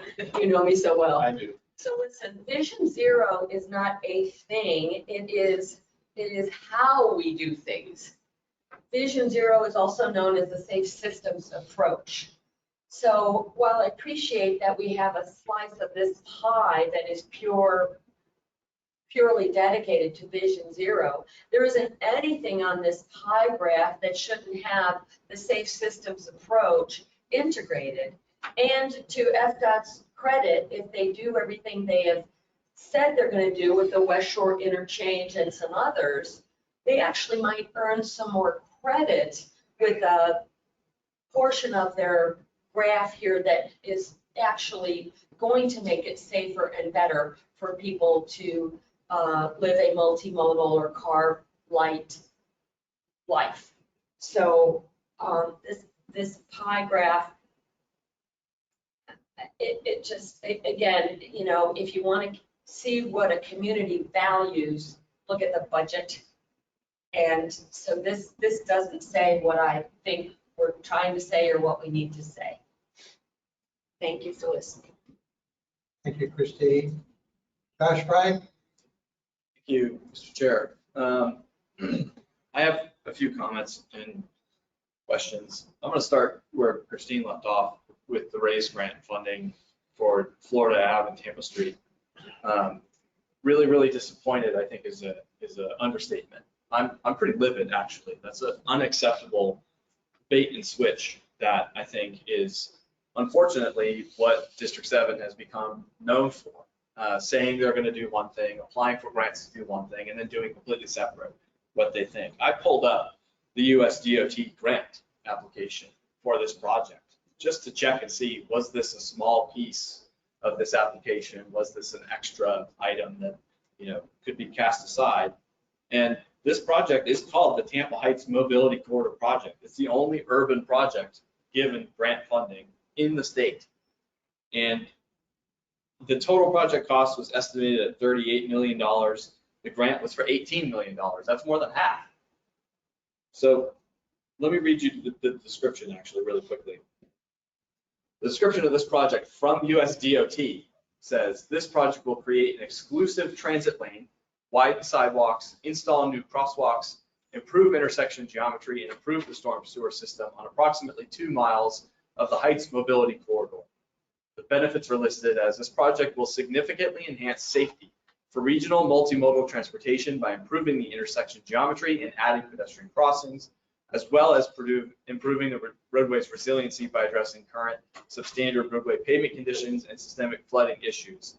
The exclusive transit lane will provide more efficient access for transit riders traveling throughout the community and improve the quality of life, particularly for underserved residents who rely on transit as a critical mode of transportation. Does that sound like a small part of that grant application that can just be cast aside? I don't think this district should be in the business of going for a grant built on transit only to cut the transit when the price gets too high. Why not cut the other elements of this project? Why is it that the transit portion is the one that gets cut when the stormwater, the curb improvements, all the other things need to happen first? That is not how that grant was phrased. It was not how it was framed. And I think it's unacceptable that that is how that it's presented in the tip. So I would just passionately ask the rest of this board to feel the same that I feel right now, in that this is a bait and switch. And for this project to go ahead and put the onus on HART, a cash-strapped agency with, you know, all kinds of other issues that they have to deal with, I think is the wrong thing to do. What is prohibiting DOT from building the transit lane and leaving it empty until HART can get the plan together? There's no reason they can't do that. There's no reason they can't lead the effort from the state to get the coordination. It seems like in St. Pete and other places, they care more about transit than other things, and they get it done. In Hillsborough County and in Tampa, it doesn't happen that way, and I think that's completely unacceptable. So I'm going to support, or Rick, if you don't make a motion to remove those 2 items, I will, because I think that is completely unacceptable, and I will not accept any investment that isn't transit related based off that language for that project. And I don't think this board should. This is not a practice we should be condoning. So I'm going to get off my soapbox for that, because I can feel my blood pressure rising. It's probably not healthy. I understand your frustration and sympathize with much of it. TPO staff and HART and DOT have been coordinating on this issue, and I can assure you that TPO is doing everything within our power to try to ensure that the goals that were described to the committee and to the board and the outcome of this project get fulfilled. The process of dedicating that lane to transit only seems like it could be a little cumbersome and bureaucratic. And I don't care. That's what they wanted to do. That's what the grant says they were gonna do. I mean, that's a source of much of my frustration about this. So I definitely sympathize with where you're at there. I wanted to say one other thing that might illuminate this a little bit more, right? So the original limits of the project were greater than what they are now. Due to the construction costs and overruns, the project had to be scaled back considerably, and TPO is recommending use of our funds to extend the project from, I forget exactly the limits that DOT cut it back to, but we're going to use our money to ensure that some of those safety improvements get done up to, I think, Comanche or Waters. So we're trying to step in and supplement where possible. Obviously, we don't control the funds to make the BRT happen, but I think that it would not be inappropriate for you to make that. Well, I appreciate TPO and staff and all that you've done. You know, I truly, I believe you when you say that you've done that. And I honestly, the cost overruns, I think is BS. It doesn't impact the West Shore Interchange. It doesn't impact any other project on this list that we've come across. It's an excuse for them to not give the lane over to the community. And I see it as nothing other than that until they prove me wrong. But I'll move on. So I wanted to raise a question about two other things, I think. First, actually one other, and it goes back to the West Shore Interchange. In answering Mr. Fernandez's comment, you said essentially the early works, which is this first sentence of the project status, is considered phase 0, more or less, right? And everything else is phase 1, 2, and 3. And then you said, and I'm not putting you on the spot here, you know, you said phase 1, 2, and 3 have not yet begun to seek funding. Is that correct? I'm not sure what's going on behind the scenes. I'm sure that DOT is at least having discussions with those who control the state budget. I'm sure that they're well aware that more funding will be necessary to complete the project. But those those conversations haven't been made public. I don't know what's going on behind the scenes. So I think for all intents and purposes, for this chart, in our consideration, those phases are not yet seeking funding. We can just assume that because we haven't heard anything otherwise, right? And if that's the case, I don't see how this is a yes in the point of no return. How can phase 0 be, you know, under construction or in design and planning, and other phases of the same project not be in design but be too late to be removed? Are they inseparable from one another at that point in time? Is that if we approve a project to go on the list like this, where it has been lumped together and consolidated, if we approve it, are they all immediately impacted the same? Is it not possible to split those phases apart from one another based off of the fact that they're independent FPNs or that they're independent submissions to the TIP, right? Because it's my understanding is that this has been combined over time into one cell in Excel, but is in effect multiple lines. So my question is that yes, that's in the point of no return. If those other phases are not seeking funding, how are they past the point of no return? So in the workshop that we held with Cameron and Beth explaining the significance of the statute, what I think it means, Cameron stated that he believes there's a common sense argument that for engineered projects, to remove or strip out a part would be tantamount to removing the entire thing. So because the early works phase of the West Shore reconstruction has received funding, he thinks that amending it at this point would not be allowed. If I might go so far to infer that. I understand that. However, I would also counter that by saying if it's a phase 0 and it's an early works and it's fixing an intersection that's not on the West Shore Interchange and it's completely unrelated to the impacts of the interchange as it exists now, that those two things are entirely separate from one another and therefore would be subject to being removed potentially from the TIP. So I don't necessarily, I think this is a fundamental problem with this entire TIP process, is the where things are and how far they have to go before they get funding is in a Grand Canyon of gray area. Because it could be interpreted an infinite number of ways. And if we act on anything, it could be subject to legal review and all kinds of other statutory, interpretations. So this is where I said last time, and I'm going to repeat it this time because I think it's incredibly important.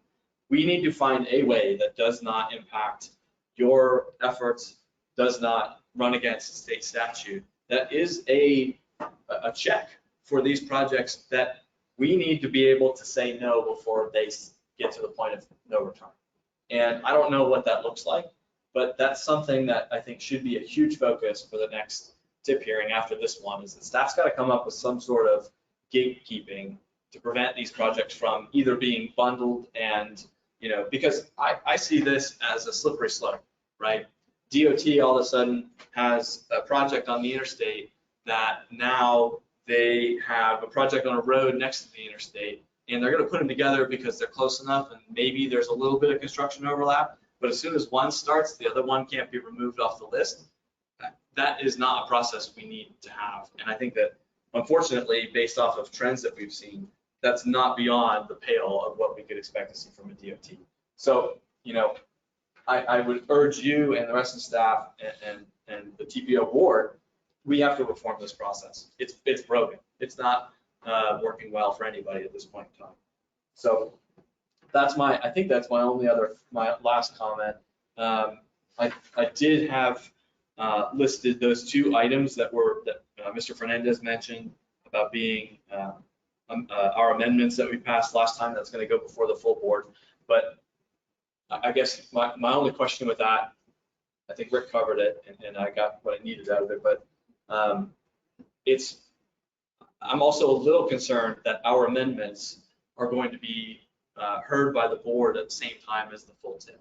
So ideally, I know scheduling, it's not criticism, but I think ideally we would want some time between that so that those amendments could be reflected in this, and if they were adopted or if they weren't, so that it's a true representation of the CAC's feelings on this item. Having it still in there, even though there's two pending amendments to potentially remove them, I think is very misleading to the board.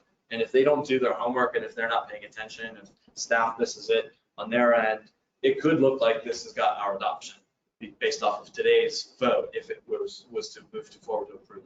And that's counter to what we talked about last time. So I don't know what exactly can be done about that aside from being better with scheduling and trying to be a little more proactive. But I don't know if these items need to be in red or have an asterisk or something on them that says pending action. But I think there's some concern there about us adopting this as it is written here in front of me, knowing that there are things on here that we voted against in the past. So that's all I'll say. Thank you. Thanks. Thank you, guys. Other comments from the committee members? Christine. Yeah, I'd just like to speak to the Crossway Ferry.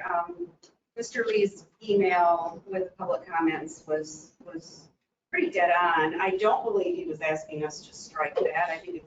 I think what he was asking us to do was to expand it to include Apollo Beach to downtown, which is not in here, and that's really needed.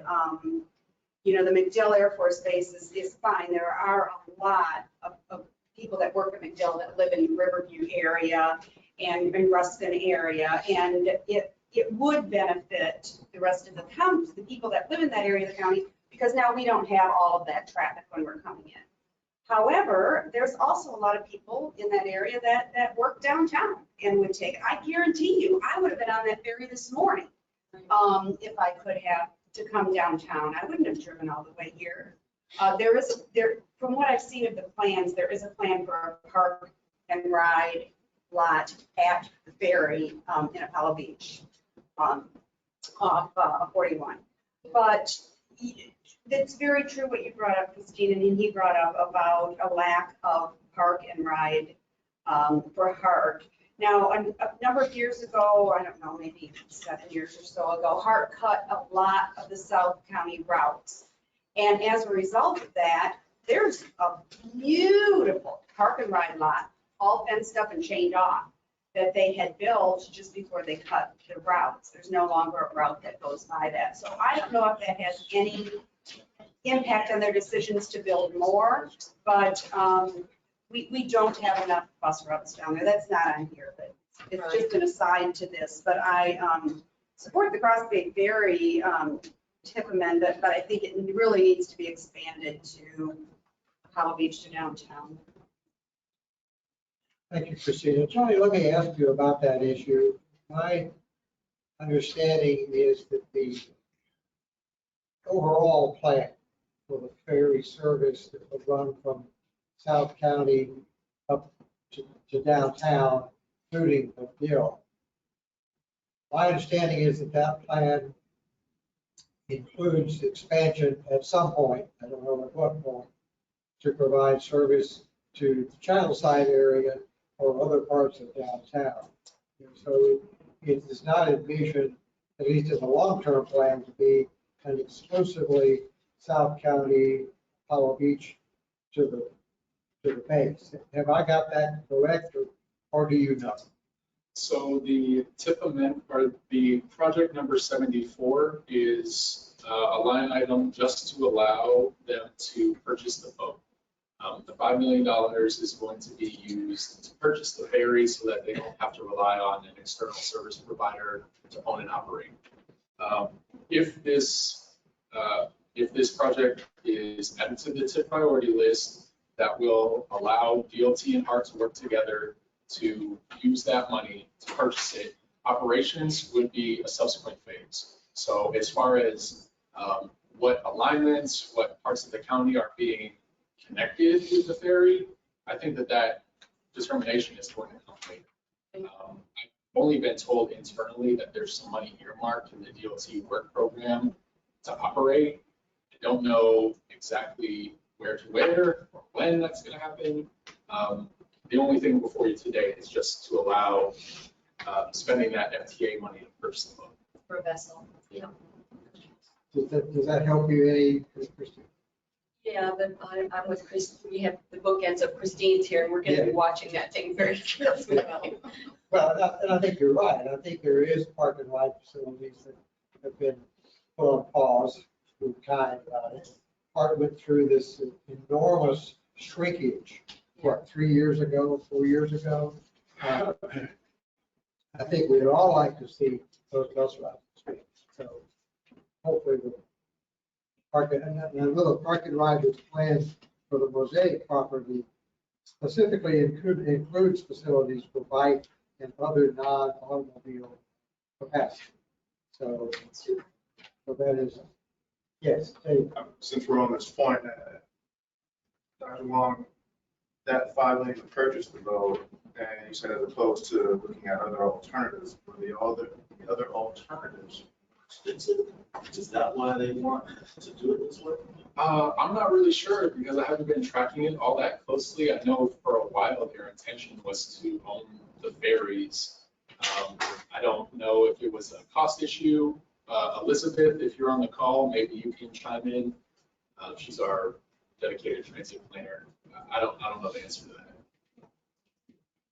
Excuse me, Chair Roberts, this is Gail. Yes, Gail. Johnny, Elizabeth is not on the call.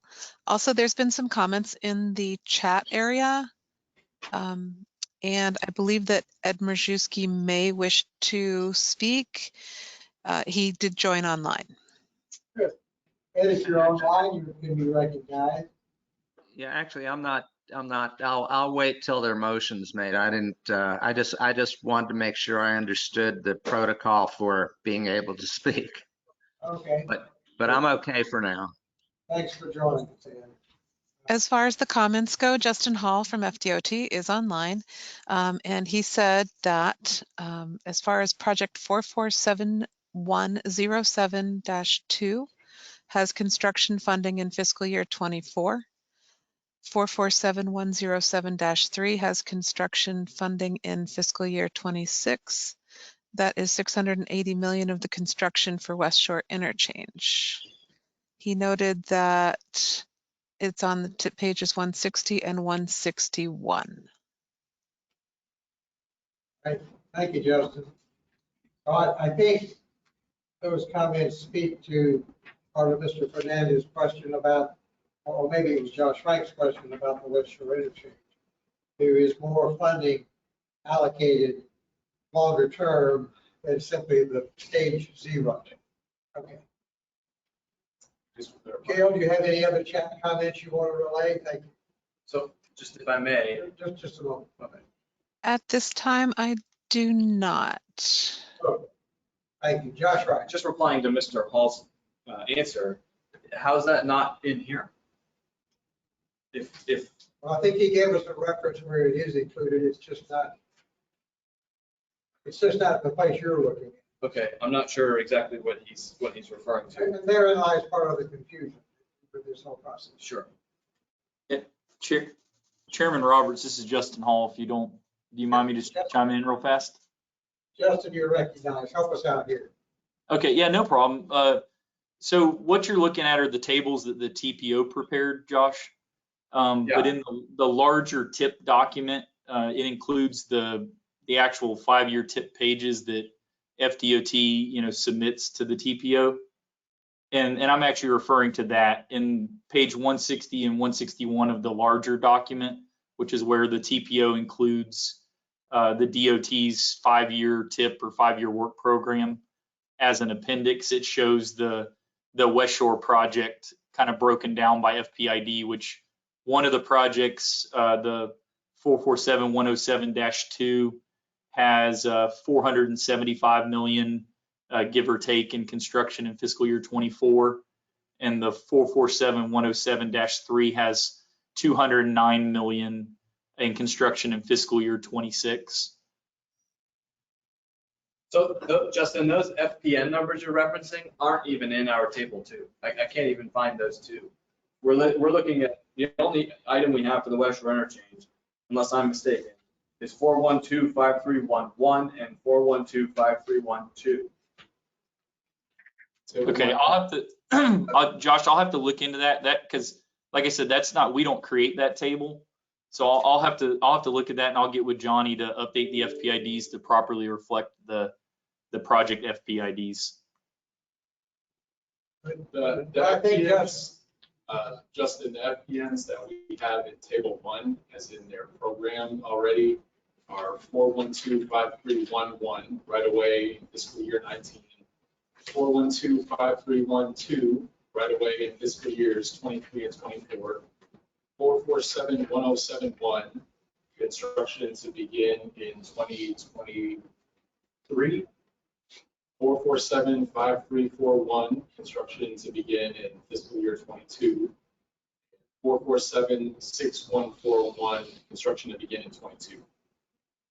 Gotcha. Yeah. So in table 1, you would need to add the 447-1072 and the 447-1073 because those are the two core West Shore interchange FPIDs. So it sounds like the FPIDs that you have in table 1 are the early works projects, which are the TSM&O improvements, the intersection improvements, the signal preemption for transit, and the leading pedestrian intervals. And then as well as the Howard Franklin Bridge seawall, which facilitates the trail construction to tie Howard Franklin Bridge to the Rio Trail and to the Cypress Point Park. And then also includes the modifications to the intersection there at Spruce. So it sounds like you just need to add the two core West Shore interchange FPIDs to table 1. And what's the total funding for those two core projects? The two core projects, so I'm going to speak in a round number, Rick, only because so one's 487-731 362, so just shy of 490 million, and then the other is 209 million 45 511. So you got 690 million, give or take. That is actually funding that's in the bucket already and ready to be ladled all over the interchange. Is that right? Yes, yeah. So we're working on the procurement right now for West Shore interchange, and so the funding is broken out by phases, which Johnny was referring to. So phase 0 was the early works, which was pre, and then we had the phase 1, 2, and 3. And so the 447-1072, the $490 million project, we'll call it, was phase one. And then the $209 million project, that was phase two. The only portion of the project that doesn't currently have funding in the 5-year program is the phase three. But because that is scheduled to be programmed in fiscal year 28, which will be next year's new 5th year. So they did a 2-year gap between the projects. So 2024, 2026, and then 2028, because it's such a large project. I think that helps clear up the question of what really is funded and what really is not. I think it's more than just the phase zero. Yes, sir. It's phase 0, phase 1, and phase 2. And like I said, phase 3, we have the funding secured. So CIS, which is what this is being funded under, CIS actually has a 10-year cost feasible, but the DOT's work program is only 5 years. So even though the phase 3 has funding secured per CIS, it doesn't become part of the work program until next year when it's the new 5th year. Right. Just one last thought, and thank you, Justin, for clarifying that. And this is not a criticism, Johnny, of you and staff, but I don't know how much confidence I have in this document, understanding now that we've seen this 2 or 3 times, and the understanding has been that none of this was funded in the Western Interchange, and it so happens that it did only be a 2-minute update. So thank you for that. But, and I appreciate that. Well, Justin was able to do that, but I mean, how many more of these DOT line items need updating? My confidence is kind of taking a hit here a little bit. That's all. well, thank you, Justin, for that. And I think, Josh, in all fairness, your observation of reading the documents that have been presented is accurate. But I think it would be hard to have missed the fact that the FDOT 5-year program did include full funding for the West Shore Interchange. I mean, that's been a subject of press coverage now for well over a year. This is a misunderstanding, but I think it's not something that was cast in stone by the TIP amendment presentation made by our staff. That's fair.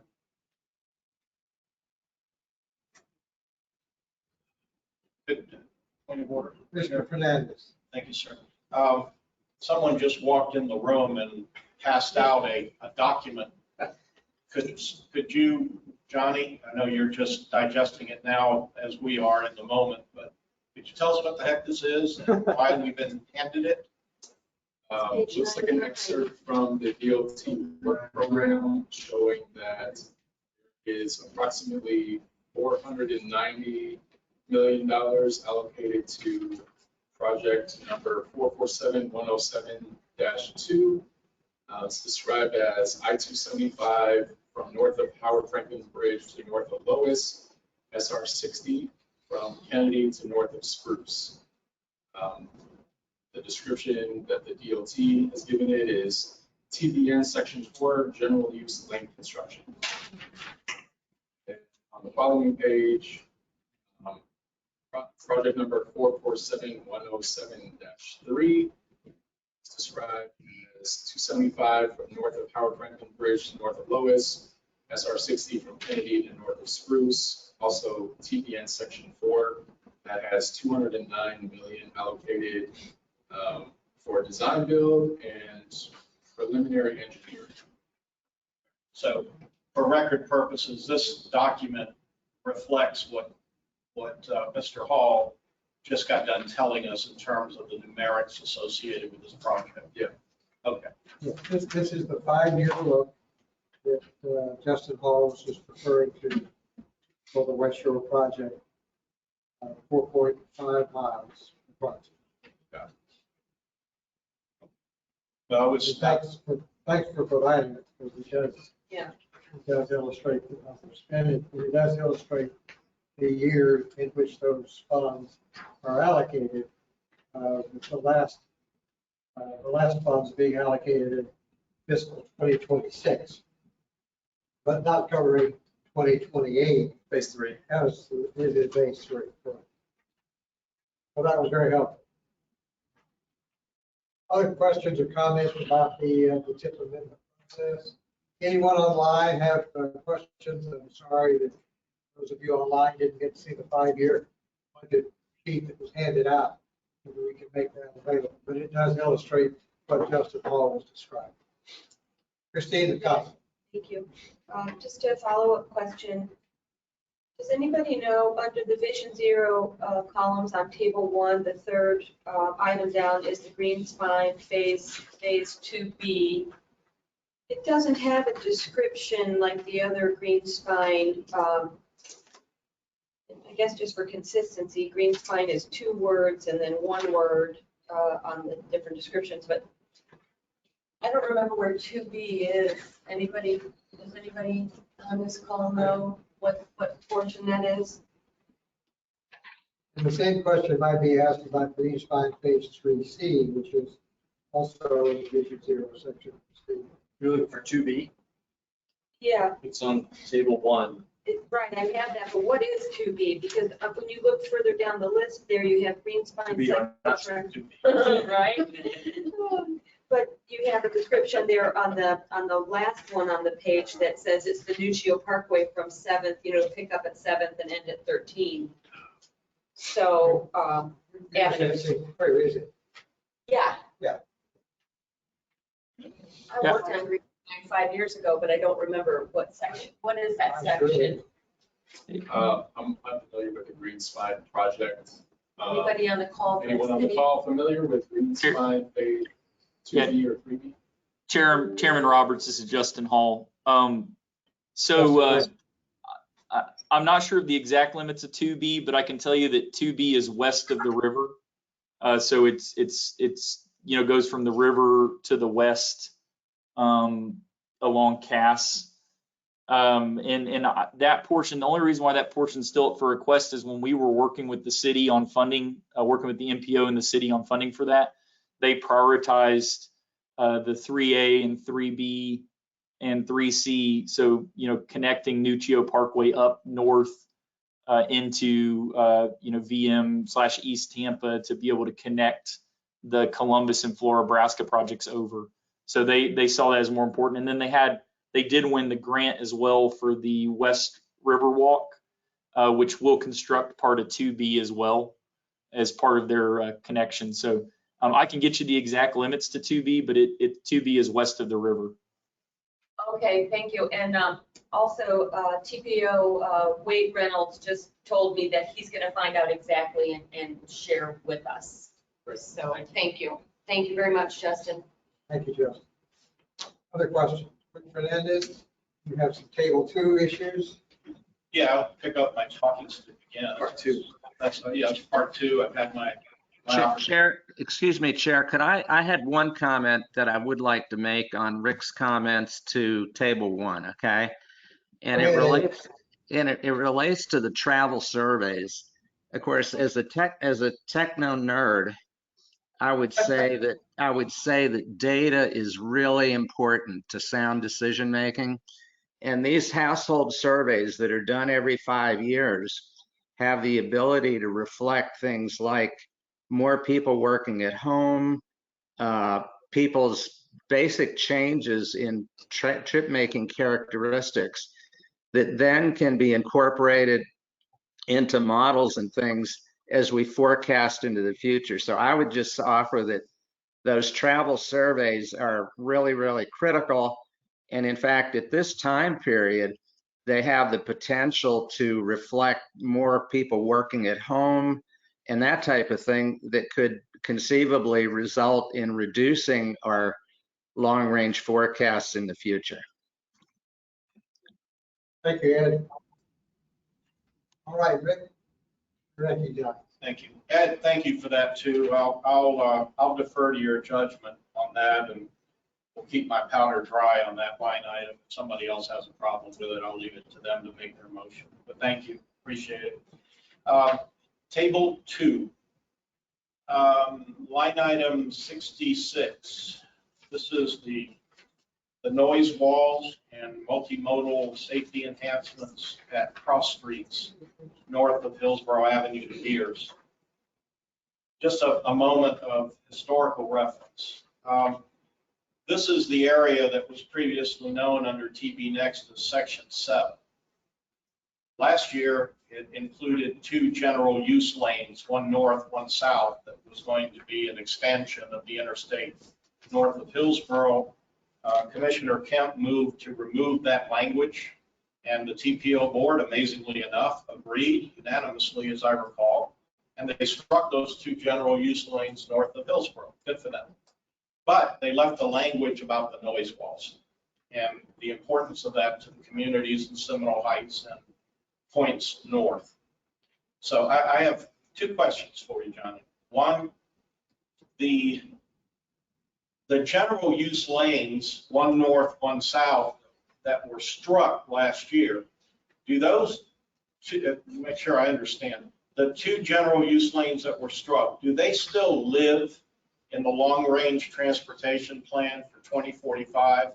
They've simply been removed from the 5-year plan and thrown back into the 2045 plan for future reference and potential resurrection at a future date? I think that you're right, that they are still in the long-range transportation plan. Okay. As far as resurrecting them, no comment on that. I have no idea what the board's preference will be, other than they've already stated that they want to remove them. Since that is the policy direction that the board has given to us, I suspect that when we're developing the long-range transportation plan, which is already underway, it will not include those 2 additional general use lanes. Right. But so the RPP has not been amended to make that change yet. You know, we're going to go through the regular process. And there isn't anything enabled in the process for us, or more importantly, the TPO board, to address that at this point in time. There would have to be a separate issue, a separate hearing regarding the long-range transportation plan to affect that removal. Right. The LRTP is going to come before you, I believe, in either November or December of 24. And you'll have status updates all along the way, especially as we get close to the end. But again, like based on the direction the board has given us, I suspect we won't include general use lanes on that segment of 275. Okay. And the other, I may have lied before. I think I said I had 2 questions. I may have just used them up on this one. But the 2 project numbers on this, 8213 and 8214, do you know what they relate to? I don't. No, I'm sorry, I don't. Okay. There's more to this than just putting up sound walls, though. Can we assume that? Looks like I might not even know what it means to the reconnection of major job hubs and clusters and all that, but reconnecting communities pilot program. Somehow this has been broken up into 2 FBN numbers, but we don't know now what. Yeah. Well, there's a couple different project types that would be involved in that segment. The noise walls, and then also some multimodal improvements, safety enhancements when the noise walls are constructed. So it's not just building a wall, it's all the ancillary projects that need to happen as well, to allow people to, like, you know, ride their bike or walk in that area. So I think that that's probably the purpose for having 2 FPNs. The request is for design of the noise walls and the multimodal enhancements. And to fund that, we identified CIS because it's a CIS facility, and the Reconnecting Communities pilot program as another potential source of funds. Okay. Just really quickly on that, is that the same Reconnecting Communities pilot program? That's the same that was being tracked for the Boulevard study? Right. So it's the Reconnecting Communities Act, right? Okay. Okay. Okay. We may have just taken care of this with Mr. Hall's comments, the discussion we had with regards to the West Shore interchange. But in any event, line item 67 still in table 2. FBN numbers 5311 and 5312. I think my major concern or issue on this was, again, what I expressed under table 1, and that's the terminology being used of express lanes without specifying whether those express lanes are to be tolled or not, and if tolled, what type of tolling. The Howard Franklin Bridge has been more of a known quantity, I think, to most of us on this committee, and frankly, I'm expecting those to be managed toll length variable rate. I wish they weren't, but that's what I'm expecting their plan to be. This is going into sections 4 and 5, which takes us into the city of Tampa, all the way into downtown. Much bigger issue, and I think a bigger issue to the board as well. So again, as I asked you under table 1, has there been any clarification from the Department of Transportation, from Mr. Gwynn, from Mr. Hall, from anyone, as to what is intended with reference to express lanes in sections 4 into downtown from section 5? Now that we know DOT reps are on the call, Justin, are you aware of any formal decision that's been made on that? To my recollection, the most recent conversation, it wasn't clear that DOT was willing to specify that they will be told. And I'll recall that DOT staff volunteered to come brief the board members before a decision is made. This is Justin Hall. I don't believe that the management strategy has been selected yet. But then again, I am not the authority on Howard Franklin Bridge, so I'd have to find out. But I do not believe that the management strategy for those express lanes has been determined. All right, expand that to sections 4 and 5, if you will, Mr. Hall. It would be the same for any project that we've got managed lanes that we haven't already specified. So that would be 4, 5, even the conversation about I-75. I don't believe, like I said, I'm not the authority on that. I'd have to confirm, but I do not believe we've selected our management strategy. But I do know that section 4, 5, and the Howard Franklin Bridge, they've done studies on the managed lanes, and the tolling does work the best for management for those 3 projects. Thank you, Justin. This is Bill Roberts, but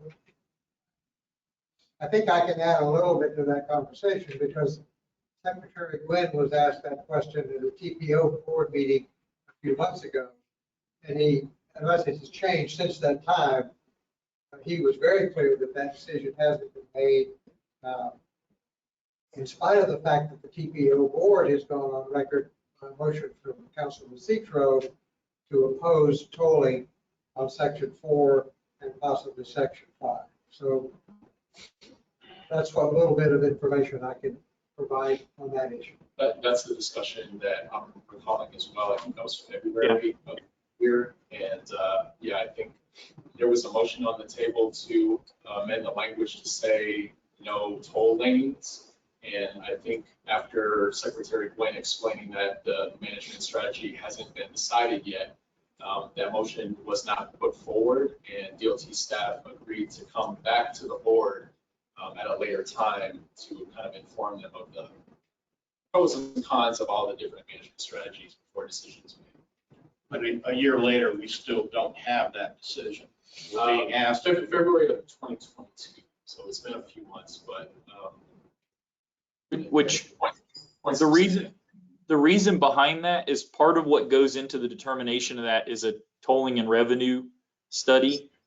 And we choose to, it's been a DOT decision, not a District 7 decision, to wait until a project is closer to opening to do that. In fact, the Gateway Expressway, which is on the other side of the bridge, we just recently went through that process. And the reason for that is to make sure that as we go to open the project, that there's not a newer or better management strategy, and to make sure that the strategy being proposed is still the most effective strategy for the project. And so that's the reason why we wait. And there is a separate process. There's a public meeting that occurs for that, and there's engagement that occurs. So it's not for any other reason other than to make sure that the strategy that's determined is the most effective strategy. Thank you, Justin. Rick Fernandez. At this point, I don't know if I'm directing my comments to you, Johnny, or McKinley Grive, so whatever, whoever wants to answer. My concern is, frankly, it should be no surprise to anybody listening to me. I do have trust issues around all of this. And we're being asked to approve something kind of in the blind here without anything being defined. And we know that our elected leadership, and I think our volunteer leadership here, many of us don't like the idea of well, maybe not express lanes necessarily, but tolled express lanes in the city of Tampa. And we're leaving that loophole open here at a time where it's, if anything, ambiguous as to when it's going to be too late for us to do anything about it and reverse that decision. I'm waiting for the day when David Wynn says, oh, you can't change it anymore because it's beyond the point of no return. Sorry, they're going to be managed toll lanes now. You had your shot back in June. So I don't trust that. And they've had years to come up with a study. So I don't know. I know I'm ranting to a degree here, but to me, that is a fault in the plan and in the document, and it's asking us to go out on a limb that frankly I'm not willing to go out on without a better explanation. So that's it. I'll make a motion about that when I have the opportunity, but that's a concern. But thank you, Mr. Hall, for your explanation. He's clarified what we don't know. I understand your concern, Rick. What I'll say is, on this specific issue, the TPO board's been very active. They've been requesting information. They asked to have that workshop on the benefits of express management strategies. So it's not something that they're unaware of. I think that they're paying close attention to this. Right. You have other items on table 2? Oh, no, y'all be happy to know. I'll shut up now until next opportunity. Hey, Chairman Roberts, this is Justin Hall. Hey, just before when you guys were talking about table 2 about Rick, the section 7 project to the north. Yes. The 2 FPIDs that are referenced adjacent to that project still, those are still the 2 FPIDs for the general use lanes, and then the -3 was the general use lanes, and the -4 was the Bears interchange. So I'll get with Johnny to remove those FPIDs because those wouldn't really correlate to the new project that the TPO is proposing to only do the noise walls and the underpass improvements. So I think those FPIDs probably should be removed so that there's not confusion with that line item. Sorry, I appreciate it. Good catch. Thanks, Justin. Thanks, Justin. That's good to know. Hey, I'm the good guy sometimes, Only occasionally. But so would there be a new FPN number that would then be associated with this for just the noise walls, or is that yet to be birthed? Yeah, there's not a number associated with that currently, but there would have to be a new one created. So that would be a little bit of a different process. But if it received funding, we would create a new FPID for that. Okay. Josh, right? And maybe a similar follow-up, Justin, not to be too inside baseball here, but the prioritization criteria is listed as connection to major job clusters from the TPO standpoint. My understanding is this is noise walls and some safety improvements underneath the interstate. I'm not sure quite how that correlates to connection to jobs. Cost estimate. Major projects often catch-all for projects that would be prohibitively expensive to put in other category. Not prohibitively expensive, but like with the amount of funding that TPO controls, we just know that we would never be able to allocate that much to some of the projects that fall in. So would this fall under a different category, perhaps? I think the best, I would consider that would have a different kind of benefit than widening. Like certainly it doesn't fit in with a lot of the other projects, but based on the cost estimate, major projects probably the only place that it would fit into. Well, because I'm wondering, how does this judge against some of the other similar kind of projects, which in my mind might put this more in the Vision Zero bucket, for example, and then that's how we can accurately prioritize that against some of the other Vision Zero projects. of similar, improvements. Yeah. I understand the sound walls, what is that? How does that fit into the tip, outside of like the miscellaneous? But if we're thinking of this beyond just those noise walls and including other funding sources like the Reconnecting Communities Act, the priority for that is in walk, bike, pedestrian oriented. So it's just it's a question about how we measure ourselves and how we measure our outcomes. I think considering that potentially moving to a different category might make sense. You're not the only person to share that comment. We actually had a conversation about that at LRC back in February and again this month. What seems clear and the most likely outcome is we're going to adjust the criteria for these categories as part of the next LRT development. Because a change of that magnitude would have to get board approval. And we're kind of keeping track of the limitations to the way that we currently categorize things. Safety benefits being one, that's at the top of my list of recommend changing. Okay. Good point, Josh. Thank you. And Chairman Roberts, sorry, Justin, one more thing. I apologize, and I'll be quiet. I'll even jump off the meeting. But I don't know if you guys can see the chat, but I did put in there the chat for the segment 2B limits. And then I also included a link to the City of Tampa's website where they've got all the different segments of the green spine broken out and what the costs associated are. Thank you. Yes, sir. Christine, I hope she's looking for. Well, and thanks to TPO member Wade Reynolds, I just want to clarify, first of all, just for consistency's sake, green spine is 2 words according to the city's plan, and the segment, Justin beat me to it a little bit, but just to write on our own table 1 existing priorities, phase 2B is the section along Cass Street from Willow Avenue to the Cass Street Bridge. West of the river.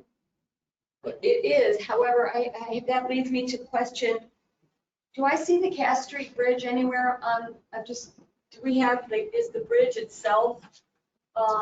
Yeah, bridge repairs on table 2. Okay, I thought I saw that and then I couldn't find it.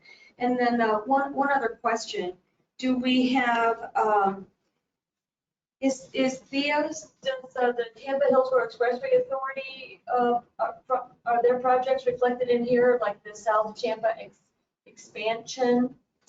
They did not request for us to add them to the priority list this year. They have had projects on the priority list in the past, but none this year. I don't think any last year either. So we solicited projects from them. Okay. We have a meeting to go over priorities and Okay, so I'm not seeing it because it's not might not be active in your queue. They haven't requested that we add it to the priority list. They might have other ideas for how to fund it. They might not be ready to move it forward. A number of reasons why. Okay. Yeah. Thank you. And Ed is on the line. If you're still there, Ed, question is, were there any requests from Thea? Not that I'm aware of. I mean, of course, they have some active projects underway, but of course, and they recently had a change in their executive director and things. I think he may be catching up a little bit with what they're up to, although they've certainly got some active projects underway. Okay. All right, thank you. Christina Oswald. Yes, I have one question. This is going way back to the start of your presentation. Sorry, I'm taking you way back there. But you showed the items that came off the tip because they were complete. Do items come off the tip for any other reason other than being complete? Yeah, a couple of years back, we had a project that was removed because the city of Tampa decided to use local funds instead, so they didn't need TPO funds. There was a TPO project, I believe, for a trailhead that was paused because in their project evaluation, they decided that it would have negative impacts to traffic flow, so they asked us to remove that. Those are probably the 2 best examples I can think of from recent memory. And that's not common. Not too common. Are there any questions from any of the committee members online before we move to the next part? Chair Roberts, I wanted to let you know that I did capture Justin's comments as well, along with the link, and those will be in the minutes, and I will provide those to Johnny as well. Thank you. All right, we have had a good discussion. This has been great. Appreciate everybody's thoughtful input into this. Rick Fernandez, you want to be recognized? I really don't, but yes, I do. Thank you. And thank you all for hanging in there through all of this. This has been a good conversation. I'm a little disappointed in our attendance, but the people that are here are definitely engaged. So thank you. I do have some motions on the tip, focused on tables 1 and 2. And unlike my earlier comments, I'm going to address them in some order of priority this time. My first motion relates to the 275 downtown interchange project on table 1. There are 3 lane movements identified there. And as I've noted in my earlier comments, I think maybe Johnny has had an opportunity to confirm our history. This committee approved a motion back in March 2, and reported out to the board a recommendation to strike amendments 8 and 9 from the tip as it existed then. Those numerics were associated with amendments that were approved in October of 2021. Amendments 8 and 9 relate to the westbound movement I-4 to southbound 275 and southbound 275 to eastbound I-4.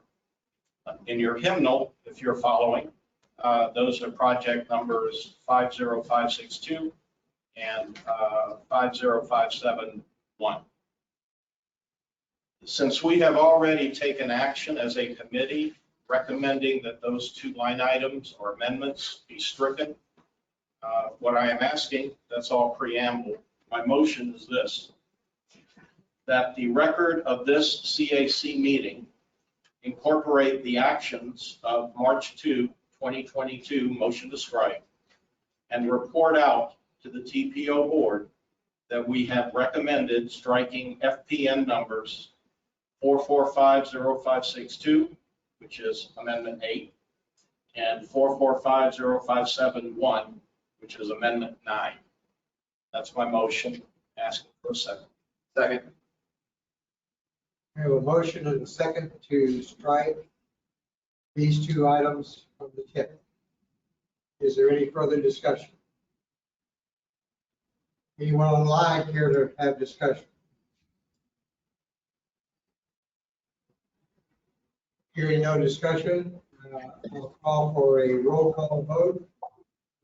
Gail, if you'd be kind enough to call the roll. If I could, Chair, please, with a point of order. Go ahead. It's not so much that I'm asking for a new motion to strike as I am a recognition of the fact that we have already done it. That's really what I'm asking for. And I'll restate the motion. It wasn't clear, probably my scrivener's error. I think it was clear. I think I simply summarized it and may have misspoken. But I think you're asking for a restatement of previous action regarding these 2 items. That's correct, sir. All right, Gail, now we're ready to call the roll. Those in favor of the motion to strike, or to reiterate the intent to strike these 2 items, can vote by aye. Bill Roberts, No. Rick Fernandez, Yes. David Bailey, Yes. Christina Bosworth, Yes. Aya Yassin. I believe she logged off. Stephen Hollenkamp, No. Christine Acosta, Yes. Don Skelton, No. Ed Marszewski, No. Rick Richmond, No. Josh Frank, Yes. I'm going through my list, making sure I didn't miss anybody. And it looks like the vote is a tie 5-5. I have a point of order under Robert's rules. What's your point? What effectively would be happening here is, and it wasn't stated in this way by anyone in opposition, would be a motion to rescind the prior action of the CAC committee of March 2022. A motion to rescind, if approved, would require 2/3 of the vote. I don't believe we got a 2/3 vote. So if we're going to rescind prior action, then I would ask that we address this by way of a motion to rescind, and not the way we just did it, because we did not take action that would appropriately rescind prior action. Okay, I understand your question. I think this was not a motion to rescind. It was simply a motion to convey to the TPO board previous action of the committee. If you want to make a motion to rescind that action, I'll entertain it, or I'll entertain any other motion at this time. Well, no, I certainly don't want to make a motion to rescind the prior action. I was the proponent of that prior action. I understand. Yeah. So what? I'm trying to figure out if you're asking for a motion or if you're simply trying to explain the position. No, what I asked was simply that this committee report out what we did in March and remind the board that that's what we did. And we've taken a vote on that. Are there any new motions to be presented? Any other motions regarding the tip? I do. Frank, direct. I'm going to refer to I had it written down. It's on the back of the sheet. Apologize. I'm going to make a motion to remove the two items under the major investments for economic growth category, both relating to what was formerly and still referred to under USDOT as the Camp Heights Mobility Corridor, even though it looks like the green one, major investments for economic growth. Item number, project FPN number 4405117 and 4405118. Both of those to be removed from the tip. Which table? Table one, sorry, major investments in economic growth. Right, there's two major investments on both tables. Yeah, sorry. Table one, it's the two regarding the raised grant and the removal of the transit dedicated lane. It's going to be the So let me, project. Major investment category. let me ask to be sure I'm understanding your motion. And first of all, let me ask if there's a second to that motion, or do we need further explanation? I'll second the motion. We have a second. Josh, I'm looking at the handout, in the green section, and I think you read the numbers off, but it's 440. 5117 and 5118. And 5118. Okay, I got it. Does everyone understand the motion and the two items that Josh has moved to be stricken from the motion on. Yes, from table one, under major investments for economic growth, FPNs number 4405117 and 4405118, both relating to North Campus Street and North Florida Avenue, be removed from the tip. Okay. Can I ask a clarifying question? Sure, question. Josh, would you consider like a modified motion that we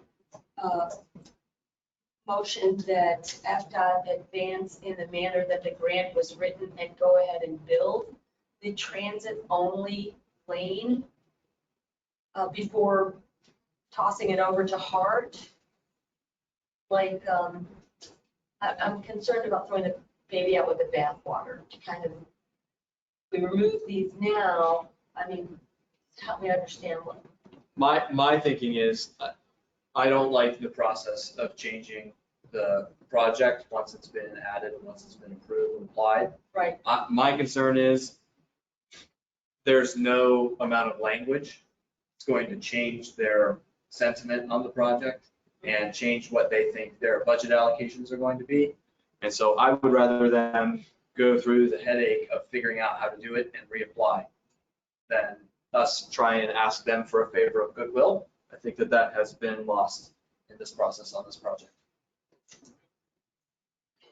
So I would entertain it, but I wouldn't vote for it. Okay, that's fine. Mr. Fernandez. Yeah, I do support the motion. And I just want to amplify something that's been stated here numerous times in other meetings, somewhat in response to your comment, Christine. We're aspirational here. Yeah. You know, our message to the board, if we choose to deliver it, is that the process is flawed. The funding expenditure process, as we now understand it, is flawed. We don't like it. And if we had the authority to just strike it through, we would. We don't have any authority, but we're recommending that you do something about this because it's wrong. I think that's the message, without getting into a lot of wordsmithing in the line items to try to correct what is clearly Right. just Please do what you incorrect. promised. Right. Yeah, Okay. so, that's why I'm supporting it. It's a policy message as much as anything else. And again, just to clarify, my intention by removing it is not necessarily to not do these things. It's to make DOT come back with the appropriate project that they're looking to do and get it approved through that process, which we've established. I don't believe this TIP process, which I agree is flawed, we should be in the habit of editing and changing projects in the middle of this process. It should start the whole thing over again if they have to drop a portion of it of this size and specificity, which was written in the grant application. Other comments on the motion, David? Thank you, Chair. I feel your point and I understand, but I'm like Christine, I don't want to throw the baby out with the bath. And can you, and I get you, but can you just clarify it in your motion a little bit so that we get what we're asking for, just define it a little bit better so we get what we're asking for instead of being general, throw everything out and then come back and time waste. The reason why I think that's not preferable is because if they go in and they tear up the road, they put in all the stuff they need to do, I very much doubt they will ever come back to do anything else. So the only chance we're going to have to get a dedicated lane for transit from this project is for them to come back and do it all at once. But it doesn't mean that those improvements aren't needed on the road. By throwing them out, I mean, then those people that live in that area go without those improvements. I'm one of them, and we wanted transit. We've been promised transit for a decade, and that's what the entire grant was written on. That's why we've allowed some other projects to move forward, because we've been promised the transit aspect. There are other initiatives the city's working on for stormwater, for crosswalk improvements. Those types of things are less cumbersome than doing the transit side of things, which is why they pursued the grant. So until the promise is kept, I'm comfortable saying the other stuff can wait. And it's also a matter of process and principle. Christine. Josh, if we can include in the motion that due to the lack of like how can we say we are making a motion to strike these things because they do not deliver the transit project, which was the basis for the for the grant. If you want to suggest that as a friendly amendment, I would accept it. Christine, if I may. Yeah. And you may offer the amendment if you choose, but I think Josh's motion is trying to put this committee on record as sending a message to the TPO board. Right. That the fact that the transit only lane was left out, we think that's a gross error. And if this committee passes this motion, I would certainly include that explanation in my presentation, if that's satisfactory. If you want to offer an amendment, I'll certainly entertain. I just think that needs to be included, right? I think so, too. I'll agree. I'll include, you know, at the end, this is why we're doing this, because the trend, and just so it's on record. Because of the elimination of the. Because of the elimination of transit. Yes, all right, so let me take a stab at it. So I am making a motion that we modify Josh's motion so that it read, CAC is everything that Josh said. Because now I don't want to read the line items again. As a direct result of the loss of the transit facility, which was in large part, the basis for the grant application and award. I'll say it. Is there a second to the amendment? A second. Be a moment to write it. Well done. Okay, we have an amendment, we have a second. Is there any discussion? Any discussion from anyone online? Chairman Roberts, this is Justin Hall. Can I speak real quick on this? You may, go ahead. Okay, and if any of the committee wants to speak first, I'll definitely defer and wait. I worked on this grant application. In fact, I was part of a small team here at the DOT that worked on this.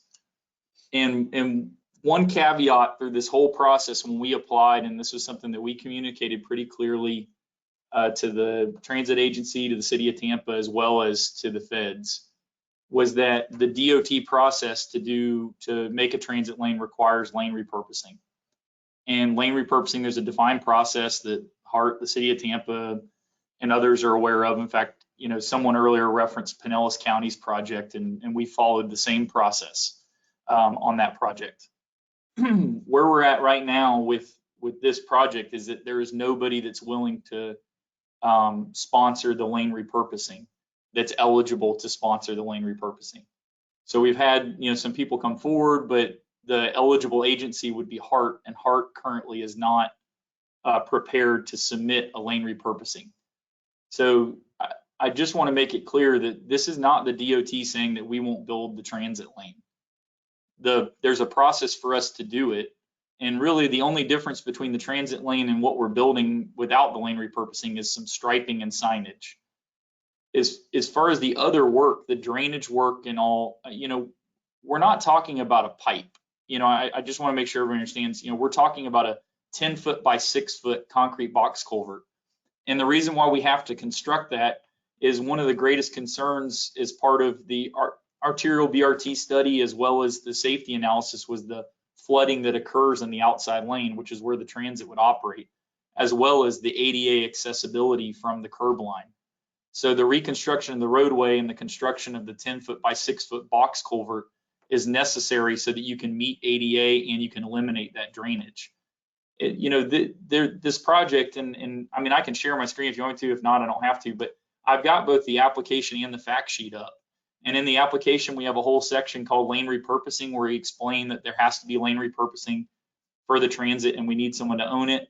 And then whenever on our fact sheet, we even say facilitate future repurposing of outside travel lanes. So, we made it very clear to everybody that it required that. So DOT, and we've had meetings with HART lately, and we've told them, hey, as soon as HART is ready to submit the lane repurposing, even if we're under construction, the change to a transit lane is simply striping and signage. It's not a large cost element. And so we made it clear to them that if they come to us with the lane repurposing and they're ready for the lane repurposing to dedicate the lane, that we'll do it. But right now, the reason why we're not moving forward with that is because HART is asking us not to, that they're not prepared to submit the lane repurposing, and they don't believe that they have the service out there to require a dedicated lane, and they're worried about the optics. So I want to make it clear that this is not like DOT trying to take the transit out, because like I said, I've worked on this project since the beginning, and transit was always a part of it, but it was clearly communicated that we needed the lane repurposing. And the other work, the other scope, the drainage and all that, the sidewalk work, it's all necessary to facilitate the drainage or to facilitate the transit. So if you don't do the drainage work, if you don't do the sidewalk work, then you can't really do the dedicated bus lane because you don't meet ADA at the curb line. All right, thank you, Justin. And I think that speaks to David Bailey's comment earlier about whether or not leaving these amendments or leaving these features in the TIP or taking them out will affect the other work. And for the cost benefit analysis, which is the major, calculator that the feds use to determine, whether a project's worthy or not, the transit obviously is part of the cost benefit analysis from a benefit to property values. But the two greatest cost benefits was the increase in safety by getting rid of the water off the road. And with the new dedicated crosswalks and the wide sidewalks, that received a $79 million cost benefit.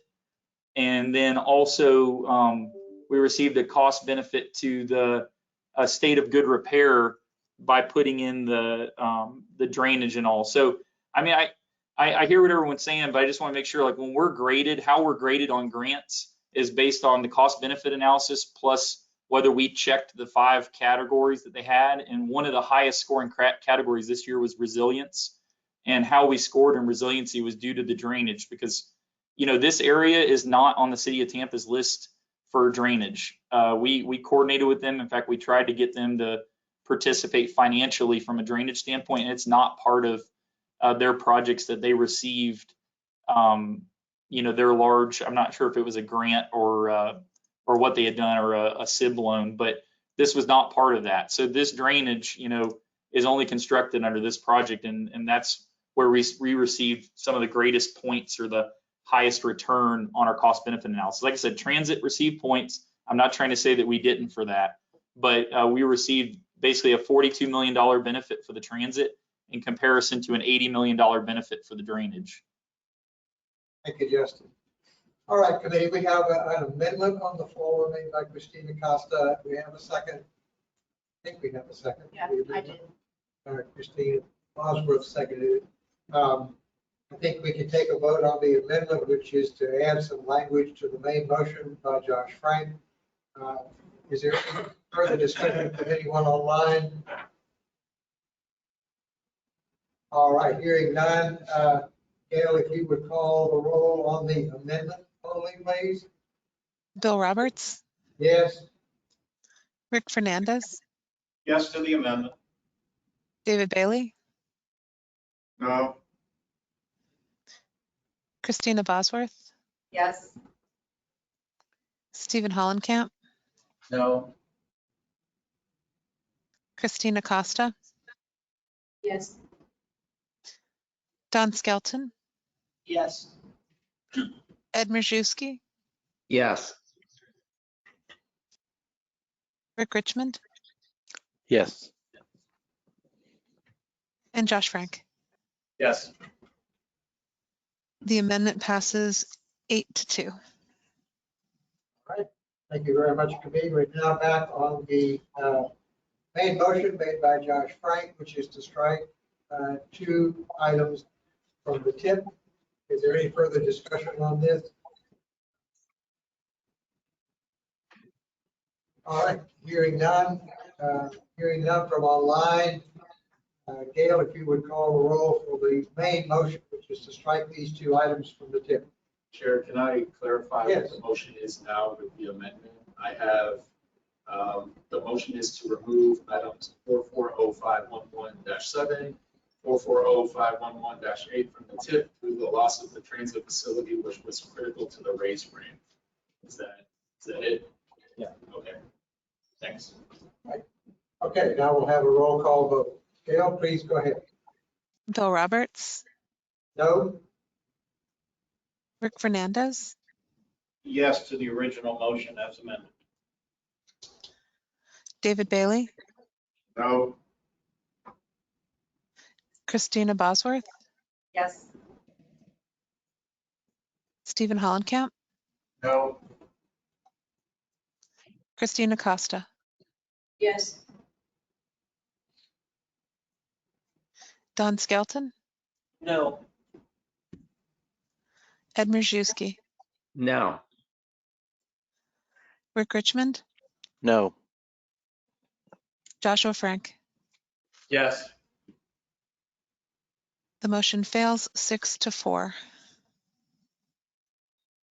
All right, thank you, Gail. Thank you, committee. Just a Judge Frank. Point of order really quickly. You Yes. know, I don't want this to sound unappreciative, but I do think that it would be beneficial to have folks like Justin chime in during comment portion of the amendments if possible, rather than in the middle of it right before a vote. I think that has an undue amount of sway at that point in time. Okay, point well taken.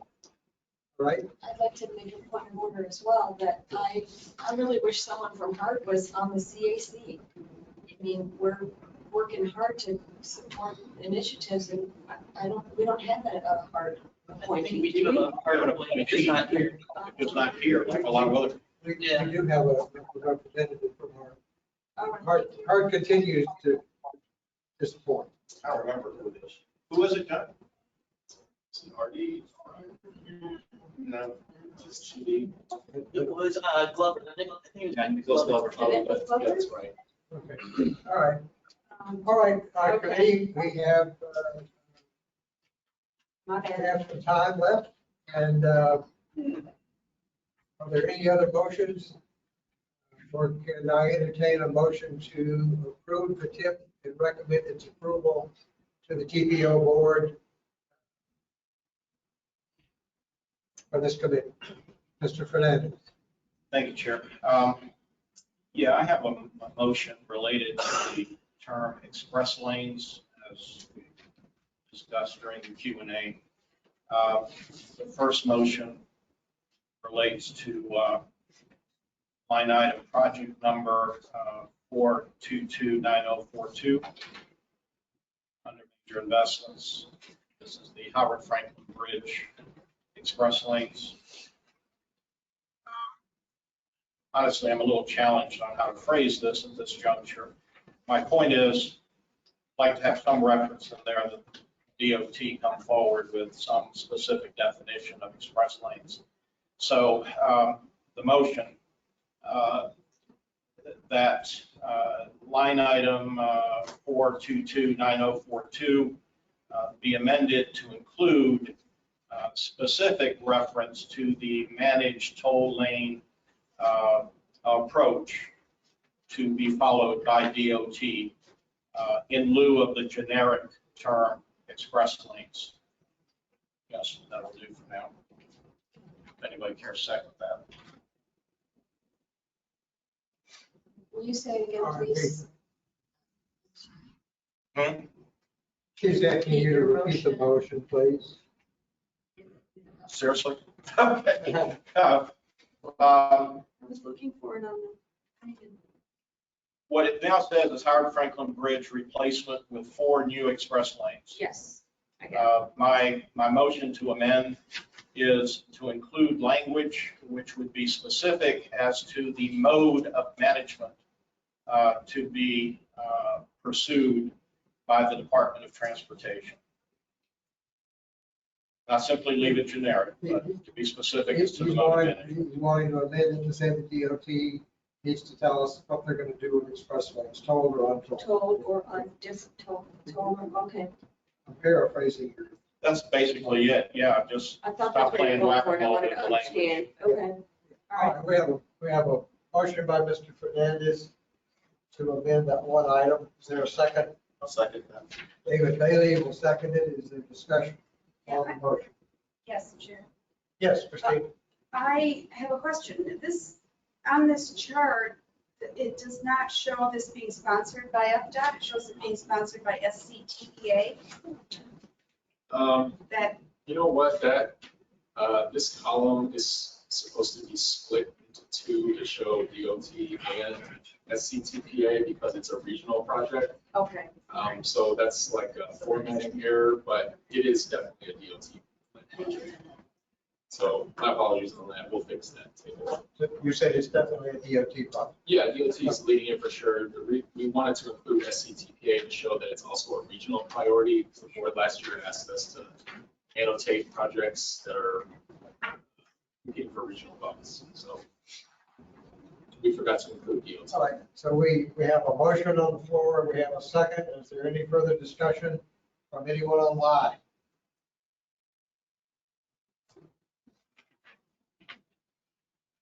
Hearing none, we'll take a vote on the motion. Gail, if you would call the roll. Bill Roberts, Yes? Rick Fernandez, Yes. David Bailey, Yes. Christina Bosworth,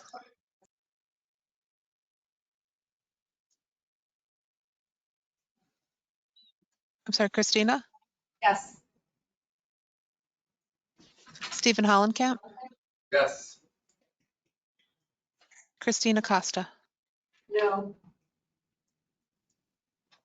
Don Skelton, Yes. Ed Mruzewski, Yes. Rick Richmond, No. Josh Frank. Yes. The motion passes 8-2. Thank you, committee. Mr. Fernandez is recommended. Thank you, Chair. I have essentially the same motion with reference to table 2 line item. Under major projects, these are line items 412531, 5312. Again, the term express lanes is being used in that narrative with relation to sections 4 and 5 of the interstate system. So again, I am asking in my motion that the language in the project status request be amended to include specificity with regarding to the management approach to be used for the quote unquote express lanes. So Rick has made a motion. Is there a second to that motion? Second. Haley seconded. Let me ask Rick if he can help me identify that. The table 2 printout that we were provided has project numbers in the left-hand column. It's a little different document. Major project 67, I'm sorry. Yeah. Thanks. Yeah, that's the line item. All right, so it's project 67 on your printout. Right. Okay, so that's my motion. Thank you. All right, we have a motion, we have a second to amend item number 67, TOT proposal. Is there discussion on the motion? Was there a second? I'm sorry. Was there a David second? Bailey, second.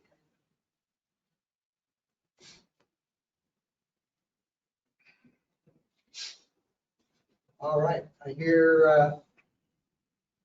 I'm not hearing any discussion online or in the room. I think we'll go ahead and take a vote on the motion seconded to amend item number 67 to include clarification by the DOT. Gail, if you'd go ahead. Bill Roberts, Yes. Rick Fernandez, Yes. David Bailey, Yes.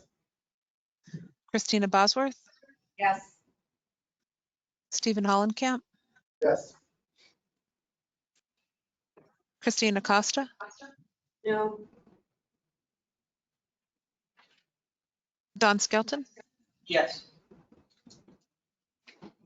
Ed Mruzewski, Yes. Rick Richmond, No. Josh Frank. Yes. And the motion passes 8-2.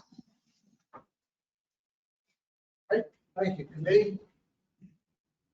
So we made some recommendations to be forwarded on to the TPO board. Is there a motion to adopt the TIP as presented and with our recommended changes and or amendments?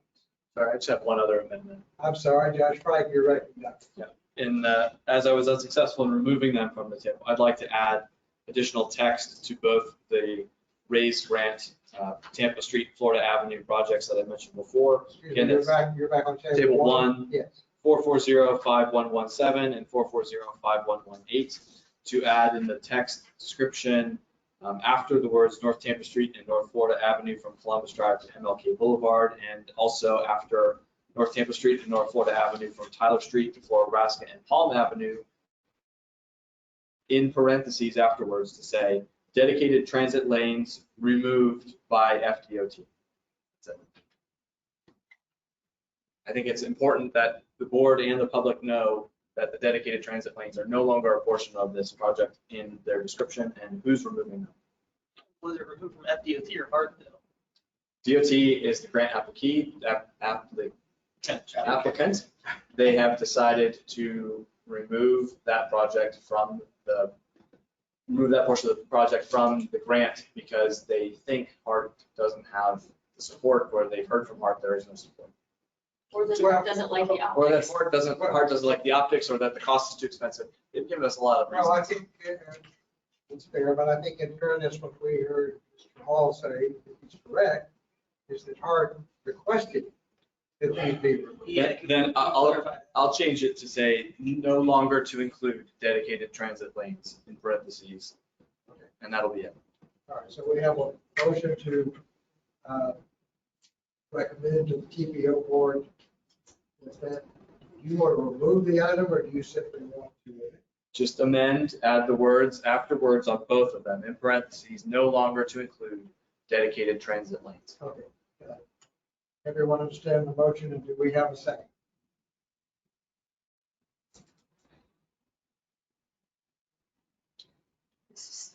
Is Justin Hall still on the line? Sure, Mr. Hall is online. There might be- You have a question for him, Christine? Yeah, I wanted to clarify something he said. I mean, to Josh's point, this dialogue is happening, I think, in an awkward timing, but since it is what it is right now, I wondered if Mr. Hall could clarify, or someone, that he stated that a lane repurposing is required, and that's a process. And that a quote, I wrote, eligible agency has to start that process or be the requester. I heard it. All right. Then he went on to say HART doesn't want it he gave a mishmash of reasons. Is FDOT not an eligible agency? Because he also went on to say it's just striping. I mean, like, this is the icing on a cake. It's the last thing. And he made it sound like if HART were to all of a sudden be ready, just let us know and we'll do it. So my question to him would be, isn't FDOT an eligible agency to ask for the repurposing of that lane? And why is it possible that FDOT would just do it? It's just striping. Those are his words. And signage. And signage. Well, I also heard him say take ownership or sponsor. It has to be who maintains it. I I think, understand. I Yeah. think Justin is on the line, and Okay, thanks, Justin, if you could help me here. we'll let him. Yeah, I'm here. So HART would be the agency. DOT would not put in a lane repurposing request to take a lane from our facility for transit that we don't operate. And so the key is it's HART. Just like in Pinellas, it was PSTA. So HART would be the applicant. The lane repurposing process is not overly cumbersome. And from HART, from what we heard from HART, and I just was trying not to go into too much detail before, just because I don't want to take up too much of your time, but from what we've heard from HART is they are currently doing a study looking at all of their routes and route demand and everything. And so what we heard from them is it was just too early for them to commit to needing this dedicated lane on Florida until they completed that analysis. And what we told HART was that if they, during the time of this project, which you have to keep in mind, we're not going to construction until next year, and you've got 2.5 years of construction. So you got 3.5 years time, for this to be decided by HART. That if any time that they came forward with that lane repurposing while we were, still in the process, that we could easily, change our plan to stripe and sign for the dedicated transit lane. In fact, we have striping plans that show a dedicated transit lane on the outside. So I hate saying that the transit lane was removed from the project because it's not currently part of the project, but it could be part of the project as soon as Hart submitted for lane repurposing. And the understanding I've got from them is if they see that there is a need for that after they do the study that they're working on, that they may come back and submit lane repurposing to us. But so to answer your questions, no, DOT could not submit for it. Hart would have to submit for it. But the answer is yes, it is that easy, that it's restriping and signage, because that's the proposal. You know, it's for a striped out, signed, dedicated bus lane. So Justin, if that's the case, how did this grant application move forward without Hart's blessing?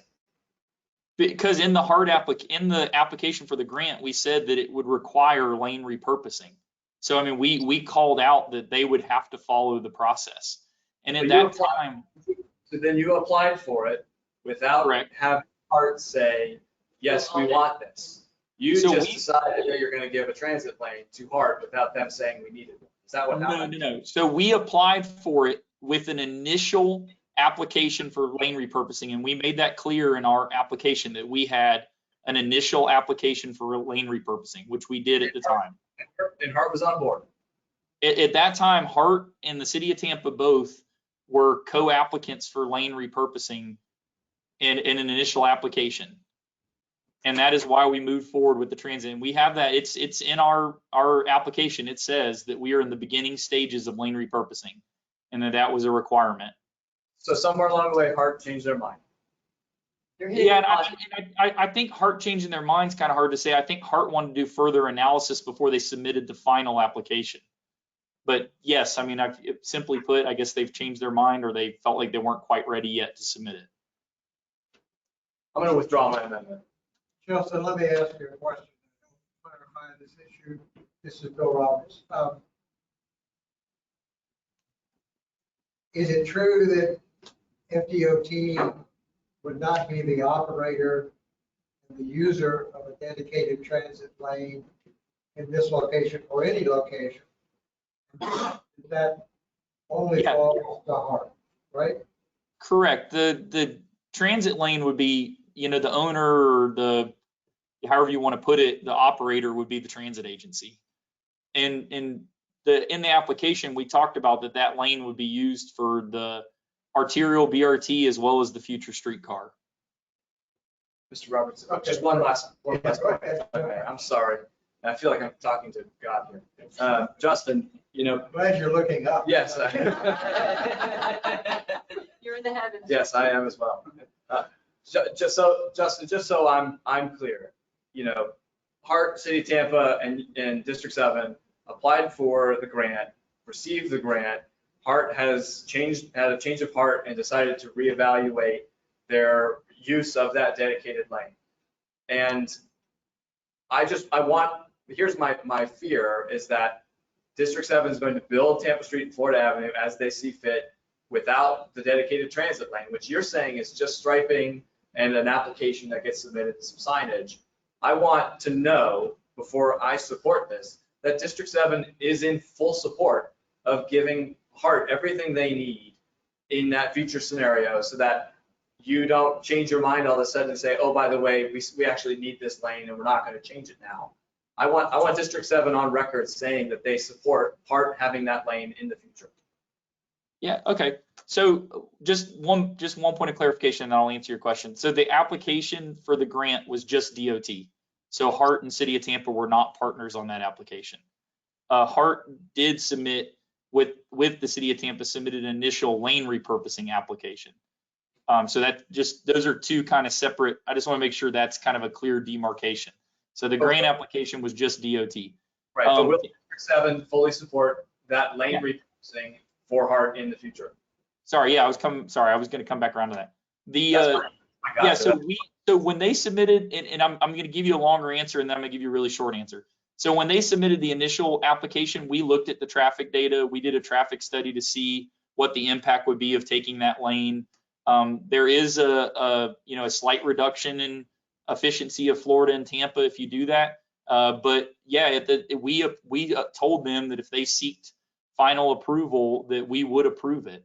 That was our position then, and it's still our position now, that if Hart submits lane repurposing, with the transit service that they prescribed, which was a higher transit frequency, that we would approve it.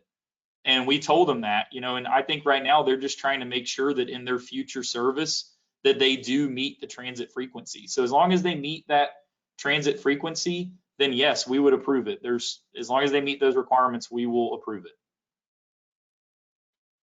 Can I answer your question? Yes, I wanted District 7 on the record saying they would support that application.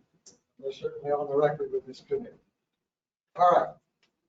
Any further discussion, any further motions regarding the TIP, the TIP project? I'll entertain a motion to adopt the TIP with the amendments that we have approved and recommend its approval to the TPO board. Is there a motion? Stephen Hollenkamp's made a motion to approve the TIP with these amendments. Don Skelton seconded. Is there any further discussion? Mr. Fernandez. Thank you, Chair. Apropos of my prior comments about amendments 8 and 9, I do have an objection to the motion as stated as being out of order. Motion as stated, assuming it would pass, would be in direct contravention to the actions taken by this committee on March 2 with reference to amendments 8 and 9. As such, it is a de facto motion to rescind as to those two line items. Motion to rescind would require a 2/3 vote of those present. It is not a straight up majority vote of those present.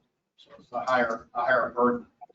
So as stated, currently the motion is out of order, and those two line items, if in fact they are to be attacked, should be attacked by motion to rescind. Thank you, Rick.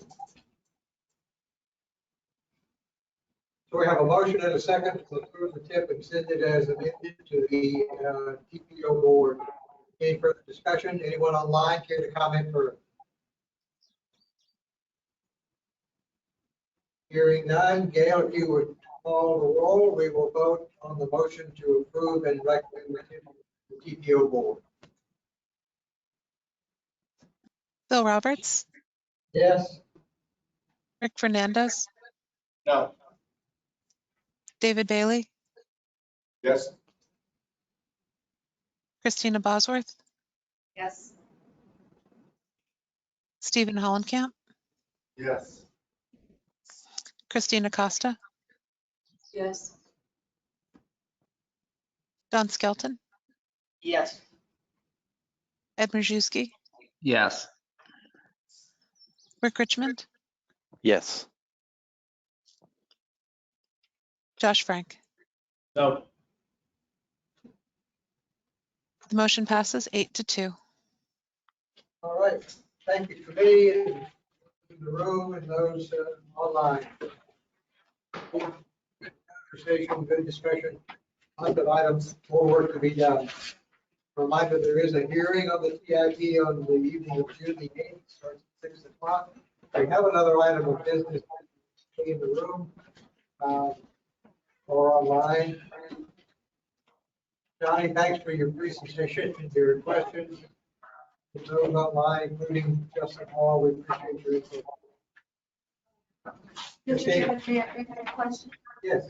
When you provide the recap of our activities to the TPO board, if you have within your, I understand you craft those messages specifically to reflect not only our orders, but is it appropriate for you to reflect, to convey that this CAC has previously made motion to strike these two items?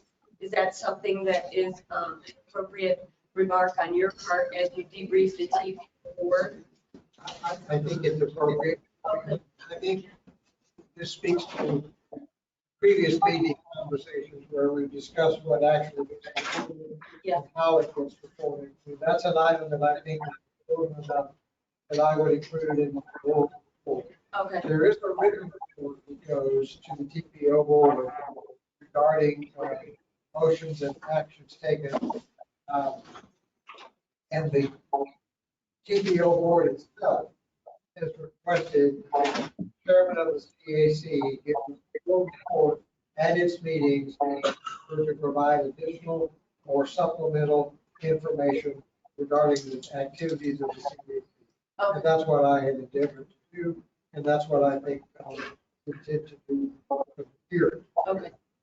We spent considerable amount of time. I think if had Rick's motion passed, then that would have just forced it and the legal requirement. But in actuality, we spent a lot of time just referencing what we already have done.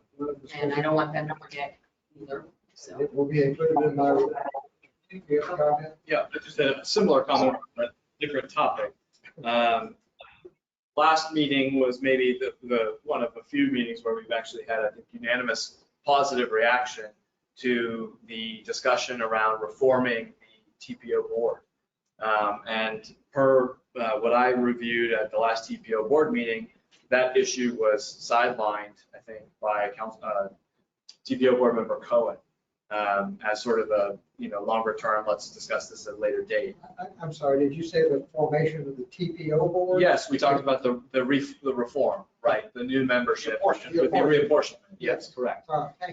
And as I think this board determined it was extremely important and enthusiastically supported the policy board's recommendation, which came before us, before we approved it, I think it would be worth bringing that back up to the TPO board, as it was extremely important. And I think, like I said, one of the few things we've been almost unanimously supportive of.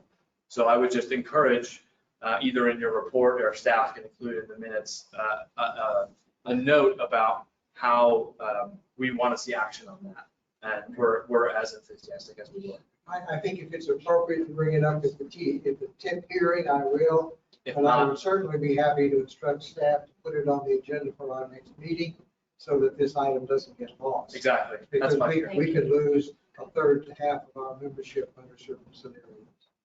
Yeah, Mr. Fernandez. Yeah, and I would just note as a footnote to all this conversation, and I know Josh and Christine, you know this, but please remember, there's something we've discussed today, yesterday, or a year ago that's important enough to you.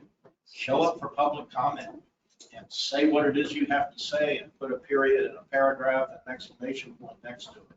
I'll certainly be there. I'm sure some of you will be too, but you don't have to rely on our chair or me or anybody else to express the importance of whatever the issue is that you have to find yourself behind. I'm sorry, and I did have one other point, is that I believe we've discussed previously about including attendance report and board information in our packet about who's been present, who's not been. I would just, after today's showing, which this is probably our most important hearing that we do, to have this as light as attendance as we did, I think it's time that we reevaluate the attendance and see if there's any folks that need to be removed from the board. Okay, we will have that item as well. We had a remaining, actually we had two staff scheduled for today. One has been deferred by the FDOT. For the improvements for the report. And we also have planning. And I think if they haven't, I think probably dozed off, given the hour. I'm going to ask if we can defer that. We do want to talk briefly about the CAC meeting, whether or not we want to meet live. John Skilton. That's what I'm asking. We please skip July and come back in August. It's been our practice to skip July and come back in August. I've discussed it with Johnny. Certainly I'll defer to his thoughts, but I'm open to doing either, to having a meeting in July or to put a pause for that. Johnny? So staff incorrectly believed that we had a meeting scheduled for July 14th, which is a Thursday. The second Wednesday of the month would be the 13th. but it's up to the committee to decide if they want to have a meeting or if they want to recess.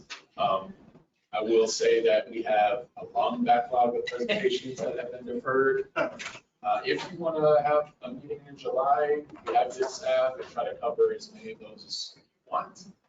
Otherwise, we can keep on moving through August, and I can provide follow-up information on those presentations as addendum or addenda to the agenda packet as we've done. So it's up to you all. Want to meet in July, you can make that happen. And I will say, just a moment, and I will say that unfortunately we've lost our quorum, so we really can't take a vote on this matter.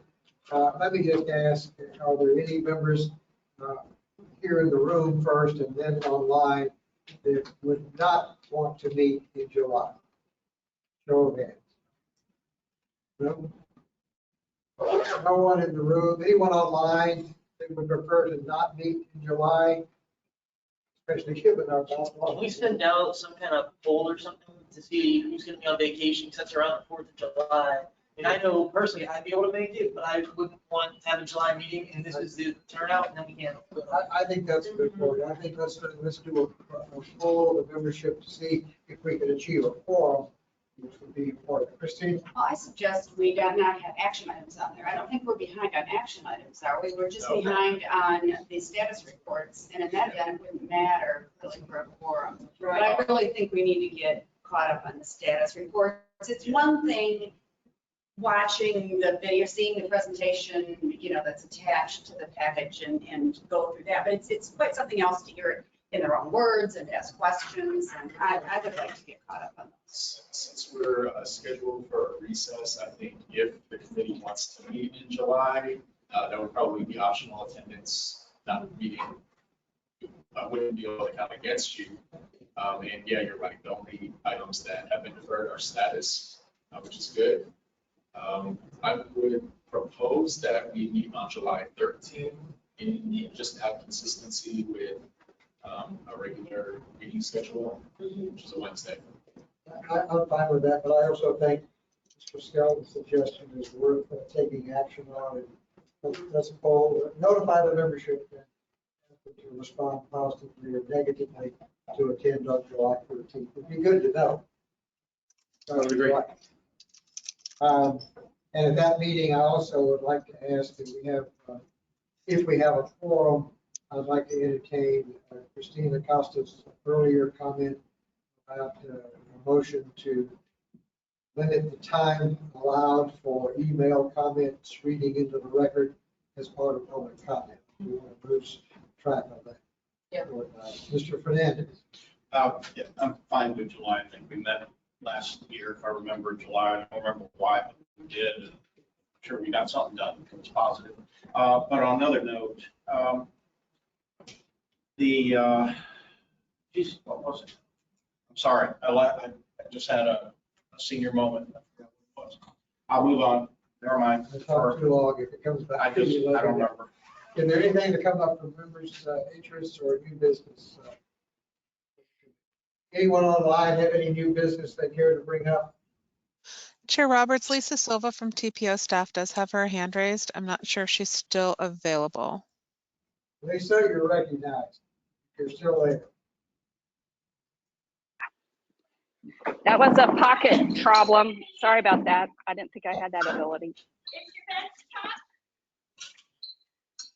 I need 2 risers.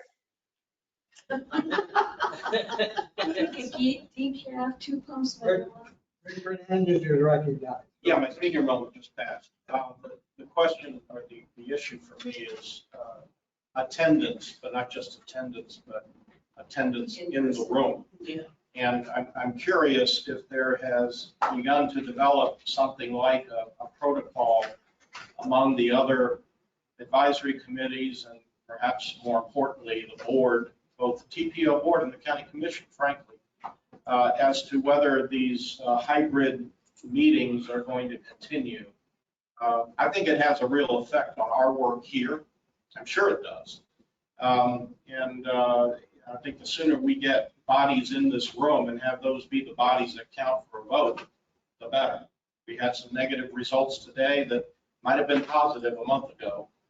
were positive a month ago simply because of who showed up. And three of them were online.